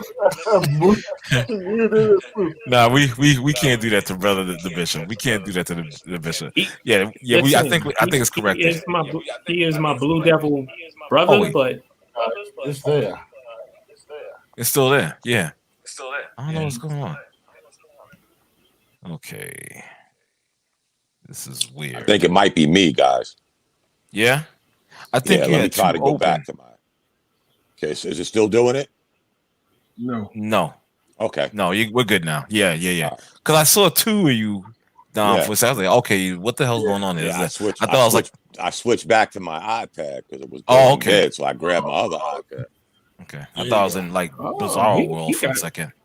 He got multiple iPads. One day I'm gonna try my laptop. I haven't tried the laptop yet, and my iPad never makes it through the whole show. And she is 100%, but gotta charge it up, bro. Exactly. Yeah, I should plug it in, but then I gotta hear the speaker, and I can't put the headset on. And then I'm outside. Right. Somebody might hear us acting a fool. For sure, you already know the deal. Yo, this is it. This is my last topic. Finally, thank God. I know them fans in Texas, Houston, they gotta be happy. Finally, the man got relieved of his duties. I'm talking about Mac's favorite coach, Bill O'Brien, of the GM and coaching duties. Champion. Yeah, there you go. See, he said it himself right there. Yo. I'm doing my DX. What the? Remember the DX from wrestling? Wait a minute. Wait. Before I even get into this, Ronan just dropped something on me. And I didn't know Golden Tate was a MAGA supporter. Yes, he is. This just in. Oh. Yeah, I didn't realize that. Okay, this just in, as Bishop just said. I didn't realize that. Okay, well then, but that, what do I care? Golden ain't me. Fuck him. You know what I'm saying? Fuck Golden. Fuck him. You know, if that was me, his name Golden? I don't know, bro. Yeah, that's. I have no idea. I'm just like, listen, but I didn't even realize that. I'm like, wow, really? Shit. Yeah. No, fuck him. But again, the hell with him. You know. Yo, when you text me and told me Bill O'Brien got fired, I did a dance. I know you did. I started sea walking in the office. Well, let's keep it real, man. The man doesn't know how to. First of all, I don't even know how he got that designation of being general manager in the first place because he was horrible as a coach. You understand? So why even make a bad situation even worse? You know, because if I'm not mistaken, and correct me if I'm wrong, guys, was he not? He started out first as a coach of the organization, and then he managed to climb up the ladder to become the GM/coach. You understand? Mm-hmm. And I do understand that, you know, let me be real. Houston has had pretty good records, you know, throughout the years. They had. But the knock on them is they're not going anywhere after the first round of the playoffs. They're out for the most part. You understand? And I think that, you know, with the lack of moves and the lack of direction and whatnot, and they're doing, you know, Mac, you had said something earlier, and that rang totally true. The guy traded away a potential Hall of Famer in DeAndre Hopkins. You understand? That was fucking ridiculous. You understand? And now you're going to contribute to the probably, hopefully not a decline of my man, Deshaun Watson. I hope that's not what is going to happen. You know, but are you protecting him? Are you serving him in his best interests as a damn good player? Damn good quarterback in the league. You understand? But what are you doing? You know, what are you doing? You're not doing him any great service. You're doing him a disservice, if anything. Right. You understand? So, finally, I know he's got to be happy. Mediocre coach, 52-48. They were 0-4 to start the season. Mm-hmm. He has an abysmal 2-6 record in the playoffs. Mm-hmm. You traded somebody in DeAndre Hopkins, who will probably be a Hall of Famer. He was in his prime. Mm-hmm. You traded him, and you haven't addressed the offensive line. Deshaun Watson plays behind a trash offensive line, and you traded Hopkins for a running back who's 28 with a bad contract, who's always injured. That was real smart, GM Bill O'Brien. Mm-hmm. And if I was the owner and he came, you know, I'm going to trade DeAndre. What? You going to trade DeAndre? I'm about to fire you. He would have been fired then. Well, look at what Call put down. He said, "Hey, did O'Brien fire himself since he was the GM as well?" But you bring up, you know what, Max 611, you bring up an excellent point about the owner and whatnot. Why, at that point, we start talking about trading Hopkins? Why aren't you, as an owner, stepping in and having words and trying to just like say, "Yo, there's no way that can happen," especially for what we're getting in return? Are you out of your fucking mind? You know. So it makes me think about the ownership too. Now, again, you gotta start asking yourself questions like, okay, does he really give a shit about his product being in the best position to win or even compete? You understand? So I don't know. It's just really amazing to me. And Bill O'Brien, yo, you had a great defense, you know, but that guy's injured now. He's probably not the same. On the offensive side, you got a great young quarterback and you got a great wide receiver. Mm-hmm. Why would you trade him? I know the Arizona Cardinals were sitting there laughing when he said, "Oh, they gotta be." Bill wants to trade us DeAndre Hopkins. Okay, let's do it. Yeah, and for who? to be named later. Dave Johnson, exactly. As Ronan said, the always Dave Johnson, and our brother Carl said, the fake Belichick's, you know, Judge with the Giants, Matt Patricia, who by the way is also 0-4 with Detroit, and now Bill O'Brien. He needs to get fired as well, but it had to be done. Right. I have no love for him for what he did to Penn State. Exactly. The wheels came off. He ran. Yeah. He you know what? It's ironic that he got fired a week after Doc Rivers got fired because they were both kind of in the same boat. They had all the power. Well, yeah. And never did nothing with it. I mean, come on, guys. Y'all are the football fans. I mean, this guy should have been fired, 2 years ago? Right. And they'd still have their core players if he did. I mean, right. Well, you know what? Like you guys have all said, and guys in the chat, Ronan, Call, Black Atcha, yo, thanks for keeping my chat lines open and going on. You guys have been great. You know what I'm saying? But my man Ronan's like, listen, he never even dressed the secondary either. You know, the funny thing is you have on that roster, you had some players. You had JJ Watt, who I love as an individual. Right. You understand what I'm saying? You had Hopkins, you have Deshaun Watson. You know, you got other guys that David on Clowney. Yeah, come on. You had quality individuals, players on this team. And for them not to even advance past the freaking first round, I don't know if they probably did.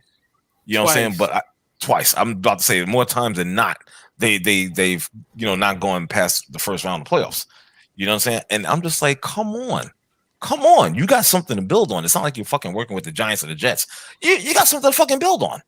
You know what I'm saying? I just don't get it. Could that have been the reason, that he stood afloat through all of that nonsense? It's possible. It's very possible. They still stood semi-competitive. They did. Right. You know, they did. That's weird in itself. Mm-hmm. Honestly. I mean, like you brought up the Jets and the Giants. Yeah. You know, they can't get out their own way. Meanwhile, this team is making one boo-boo after another. Mm-hmm.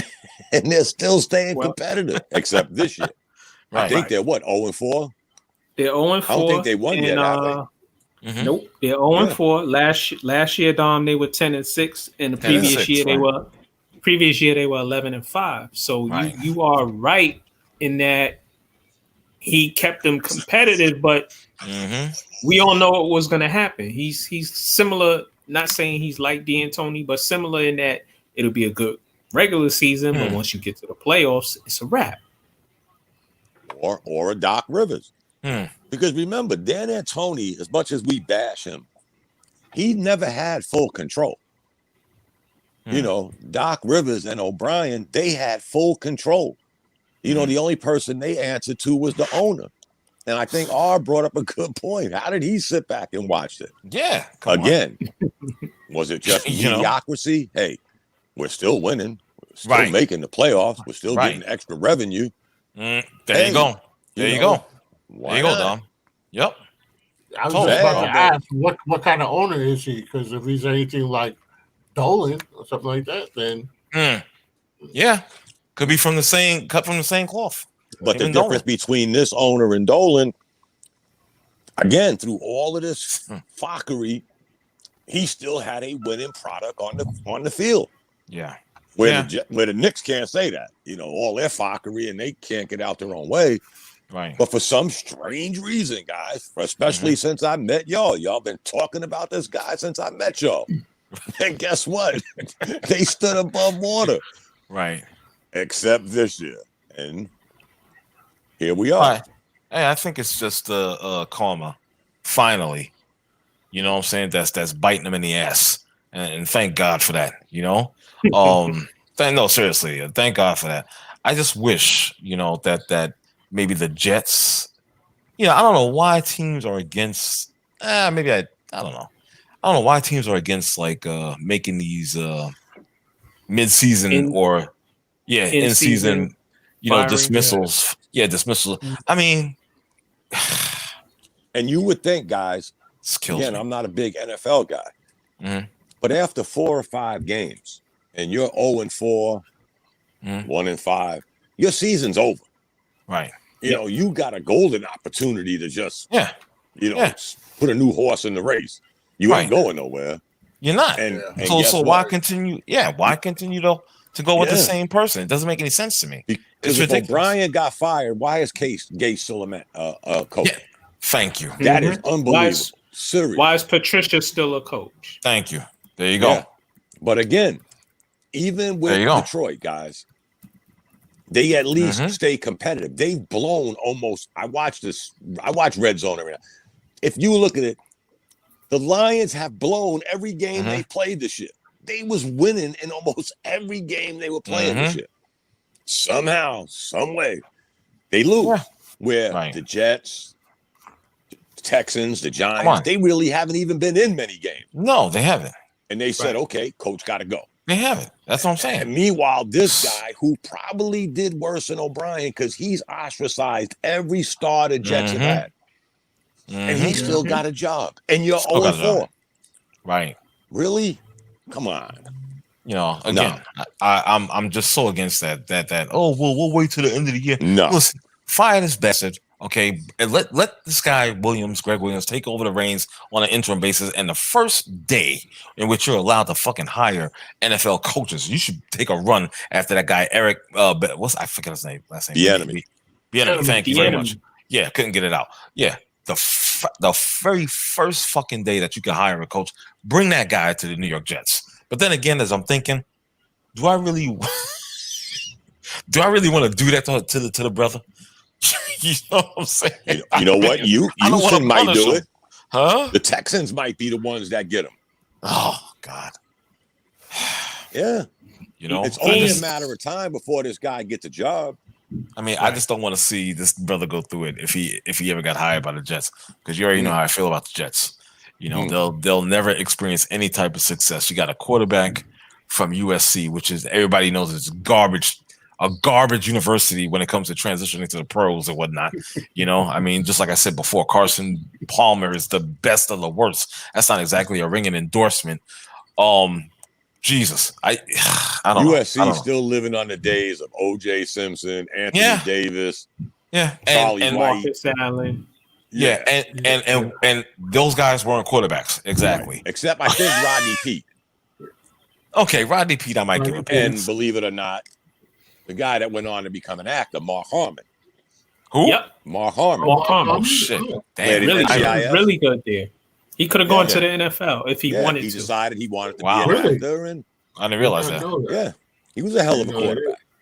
But again, we're going back 30, 40 years, guys. We're going back 100 years with OJ and Anthony Davis and Charlie White. Right. Okay. That ship had been sailed. USC was more running back university than quarterback. Yeah, but that ship has sailed, guys. Right. But I'm just saying, exactly. Again, I've never liked USC quarterbacks. I noticed they're disgusting. Yeah. You know what I'm saying? They just have no talent whatsoever. I'm just like, Sanchez from USC. Please. Yeah. Or Matt Leinart. Remember that guy? Matt Leinart. Yeah. Matt Leinart. Yeah. Classic bum. Yeah. But Mac, they pretty much all are. You know what I'm saying? That's why I'm like, right. Who's that kid? Was Marinovich from there? Yes, he was. Todd Marinovich. Yes, he was. Yep. Yes, he was. Yes, he was. Another washout. Yeah. Yep. Exactly. This is why I and I'm on record. I thought the kid had it. I got fooled. I'm not gonna lie. I got brainwashed. I got fooled for a second because one thing I did like about him was the fact that as a 20-year-old, he tried to just get a sense of togetherness with his offensive line by taking it out to dinner. That's a leadership move. That's a very mature move for a 20-fucking-year-old. You understand? As a quarterback, as a franchise, as an alleged franchise quarterback. You know what I'm saying? Are you talking about Darno? Darno. Yeah. That was good. Didn't he take him to Chuck E. Cheese or something? No. Probably. Dave, if I start smoking again, Dave, I'm blaming you. I got an observation. Observation and a question for you guys. In looking at how the Jets were constructed by Douglas, the GM. Douglas, GM. Yeah. No, what's his name? I forget his name. Mike Maccagnan? No, Maccagnan got fired. Joe Douglas. But yeah, Douglas, right. Okay.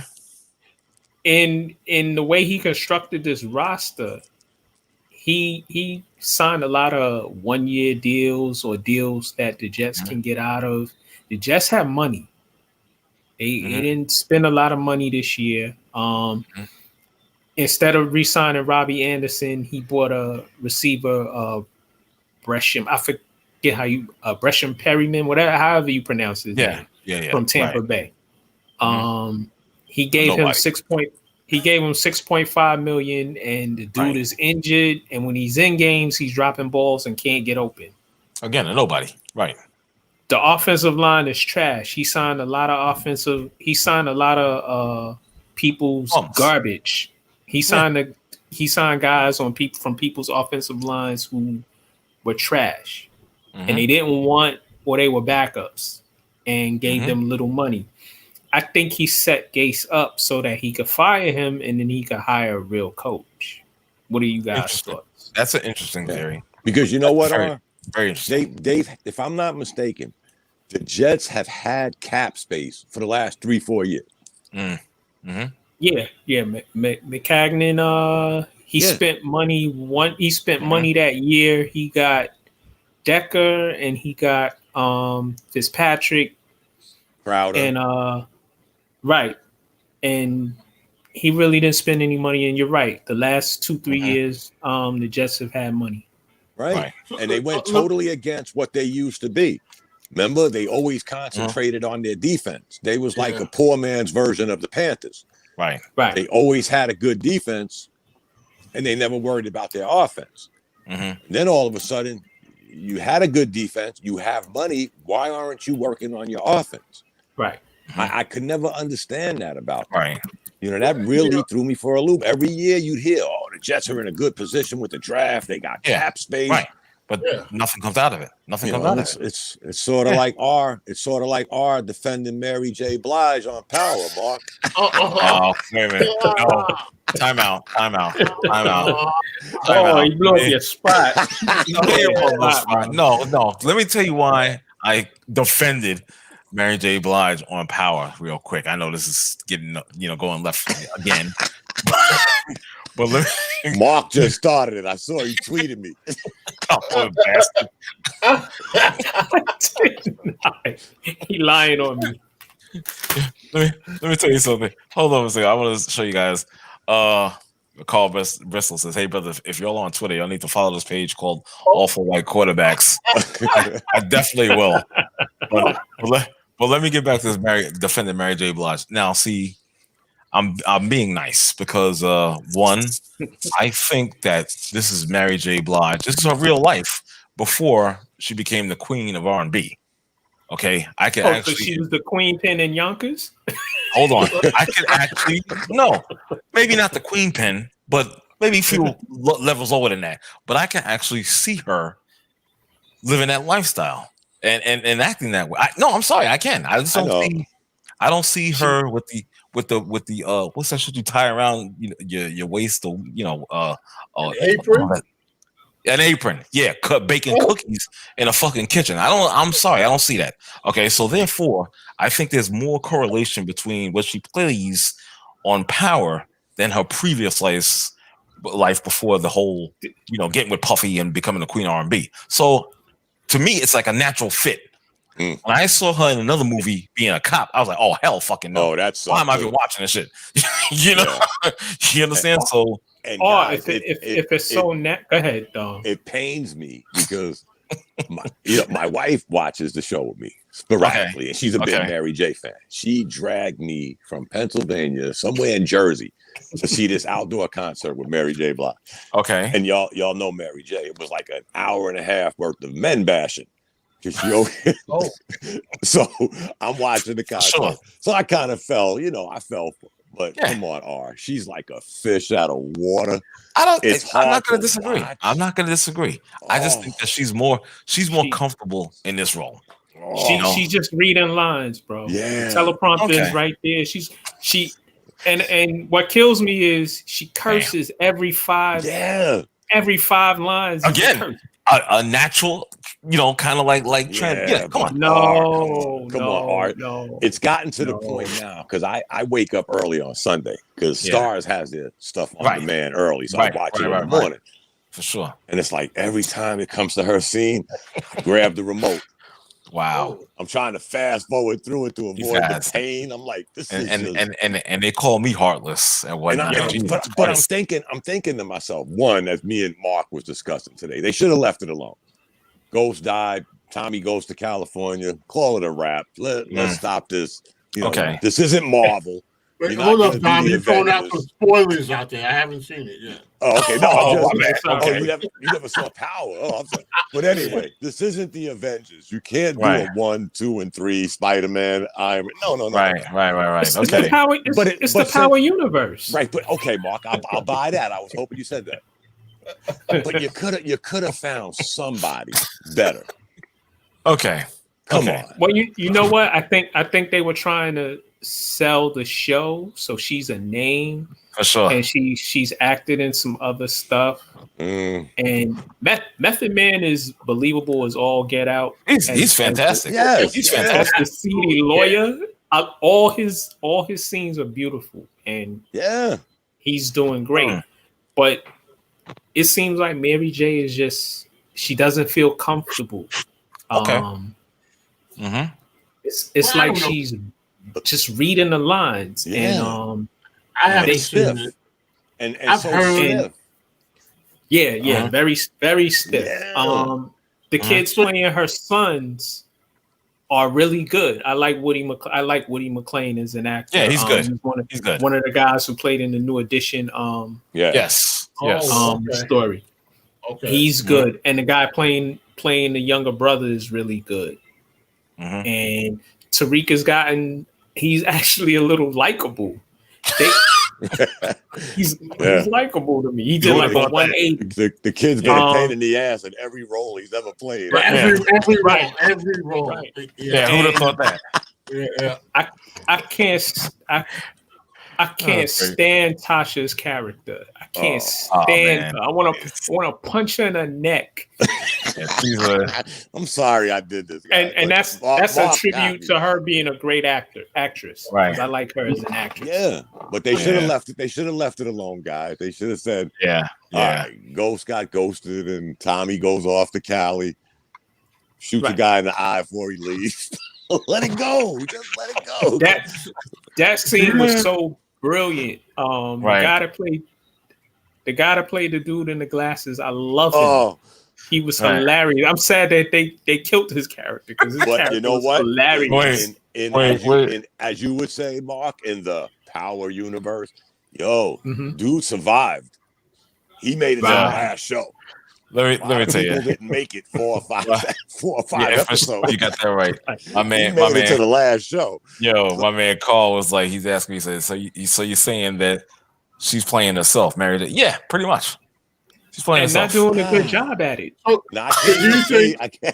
haven't seen it, but I've heard. Do you think that Mary J got the role because all the other black actresses were working in Hollywood?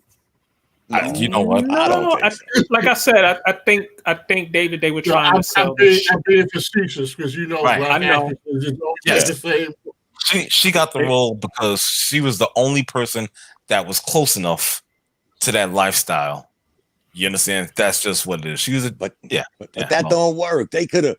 I mean, I sat there. I'm telling you, Mark does this shit to me all the time. From the kente scarves to this.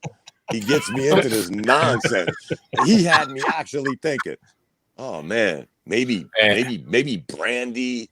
What's the other girl's name? Acts a little gully. Monica. Wait, whoa, time out.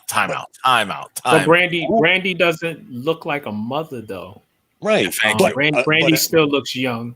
But again, you're going so far off the script with the script to begin with. You got a family full of drug dealers, a husband running shit, living in a penthouse apartment in prison. Basically, I mean, you took the script totally off the deep end. Why not just try to change it up some? Brandy's in her 40s. I mean, no, she might not have kids 20 something, but I mean, it pains me because I like Mary J. My wife throws up in my face. My wife throws up in my face all the time. When Mary J first came out and she had that raspy voice, I said, honey, she's a one-hit wonder. You guys kill me. 20 years later. You guys are killing me. I'm still wearing that egg on my face. But I hear you, but you guys are killing me. No more drama, no more sitcoms, no more romantic comedies, no more acting. No. What Mary Jane needs to do, and I said this 1,000 times already, since I split Look what Ronan just said. I watched that too. Yeah, exactly. She was horrible in that. What she needs to do, honestly, guys, is what I've been saying since I saw her in that god awful. I even forgot the name of that fucking cop movie she was playing. The cop.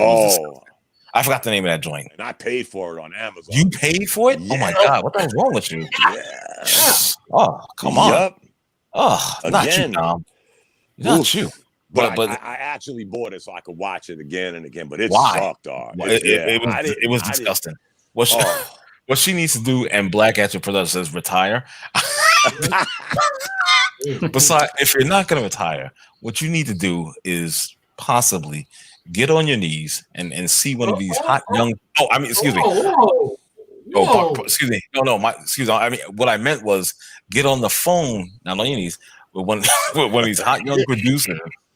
You know what I'm saying? And let's get it going. You got to try. You know who they should have got? They should have got Naomi Harris. I mean, think of it this way, Art. If you're a good actress, then you could play a role. Mm-hmm. You don't have to have been from, Harlem, the drug world. If you're a good actress, then you can play any role. Because you really threw me for a loop, Art, when you went to that cop movie. That shit had no rhyme, no reason. Let me tell you something. That movie with her playing a cop. That had What's the name of it? I don't even remember, Mark. But let me tell you. Let me finish. I can't even look it up, bro. Let me finish. Here's the thing, Don. And you saw the movie. Was it me, or was it the longest fucking hour and a half that you had to sit through a goddamn movie? That shit was. Body cam. That bad. Yeah, body cam. That was it. I had to Google it. Yeah. Body. I remember when you posted about it, and I went and looked at the trailer, and I said, ordinarily I would check it out just so I could, for scientific purposes. But then I saw the trailer, I was like, I'm not fucking. Hey, you didn't see it, Mark? No. And I don't plan on y'all ain't gonna see it, so I can tell you. I'll tell you what, I tried to get interested, but when the dead guy and the shit was, I was like, hell, bro. But I paid for it, so I said I gotta stomach it. I feel for you. I feel for you. Possibly it'll get no. See, I had to look it up so I wouldn't accidentally buy it. That's a good move. Since y'all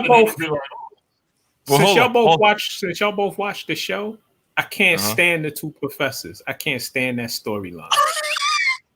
They both need to go. And two professors. Homegirls are good. Yeah, Tariq's two professors. They gotta go. I'm skipping over that part too. Oh damn! I'm fast forwarding that too, Mark. He's annoying, and I don't understand why.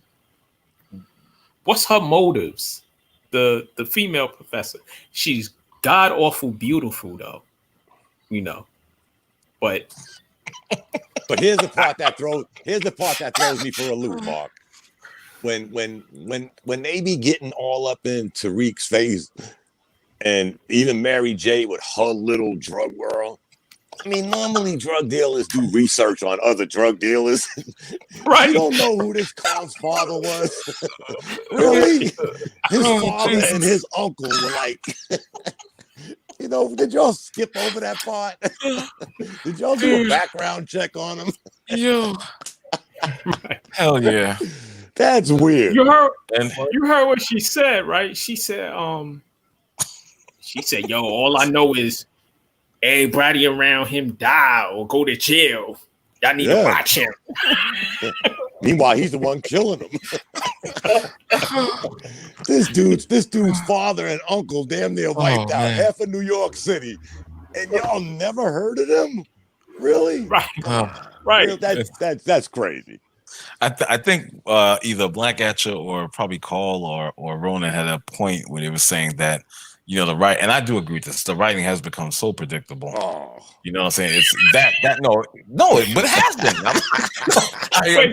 Did you see what Carl wrote? He said, if that's the case, I'm ready for Mary to cap somebody, and just before she does it, she says, "You told me you never cheat or lie. You lied to me."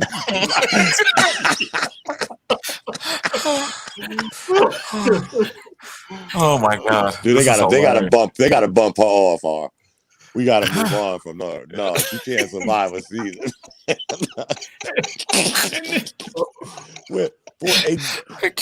Dave, you haven't watched it yet? No. I really didn't watch much of Power. I saw a little bit of it, so I didn't get into it. And let's be honest. even Power, after a while, it became to me, at least, guys, and I'm a movie buff. Right. The Power became to me like the Fast and Furious. You know, I just kept watching because I was so invested in it. Right. You know, and I'm gonna continue to watch it. You know, when cars were flying through hotel rooms and Fast and Furious, I was like, "Oh, that's enough for me." Yeah, I was the done. Next one. But I saw the suspension of disbelief was gone. Yeah, so exactly. You get so invested in shit that you say, you know what? I'm gonna suck it up, and And here I am every Sunday morning. The first 3 seasons were beautiful. Of what, Power? Yeah, I love the first 3 seasons, and then the writing just you know. Yeah. Sometimes you gotta leave well enough alone. I mean, I'm looking at Dre's character, and I'm like, first of all, you was scared of 50 Cent, you was terrified of him, and now you soon to be Kingpin. No, you ain't that smart. No. And again, guys, the way people were dropping on that show, how the hell did he survive so long? He done shit on Tommy, Ghost. You know, this guy should have been dead seasons ago. Exactly. And he almost made it to the finish line. Well, he did make it to the finish line. Actually, he made it to the last show. But that was the fun. You know what? With Dre, that was the fun of it to me. You know, because everybody's like, when the hell's he gonna die? When the hell's he gonna die? So the build up to me, it was just hilarious because you just when you think it's it, nah, he's like a fucking cockroach. He just keeps living and whatnot. It was hilarious to me. I was like, okay, to the last show. So it made it even sweeter to see him actually get burned and die. Right. You know? And just like what's his name? I forgot his name, but Tate. Lorenz Tate. I like his character. I love his character. Again, y'all, and with him, you know where Ghost came from. And you trying to play Billy Badass with him, he'd have lasted like 5 minutes in real life. Oh, you already know. Yeah. Ghost would have took off that friendly hat and said, no, Tom, you got to kill this guy. You got to go. I don't care if he's running for Congress, governor. He got to go. But no. But you know what? Lorenz Tate would have put on that face. He would have said, but my brother, I love you. I love you, my brother. We are brothers. Right. Yeah, that would have worked for about 2 seconds. I remember seeing he told Tasha, he was like my sister. She was like, "Nah, today with that bullshit." He dodged so many bullets. He's in this show. Oh my God! Really? And he's gonna get his own show. Oh, come on. They're trying to turn this into Marvel, man. No. Yeah. Stop. Sorry, I do have limits. Exactly.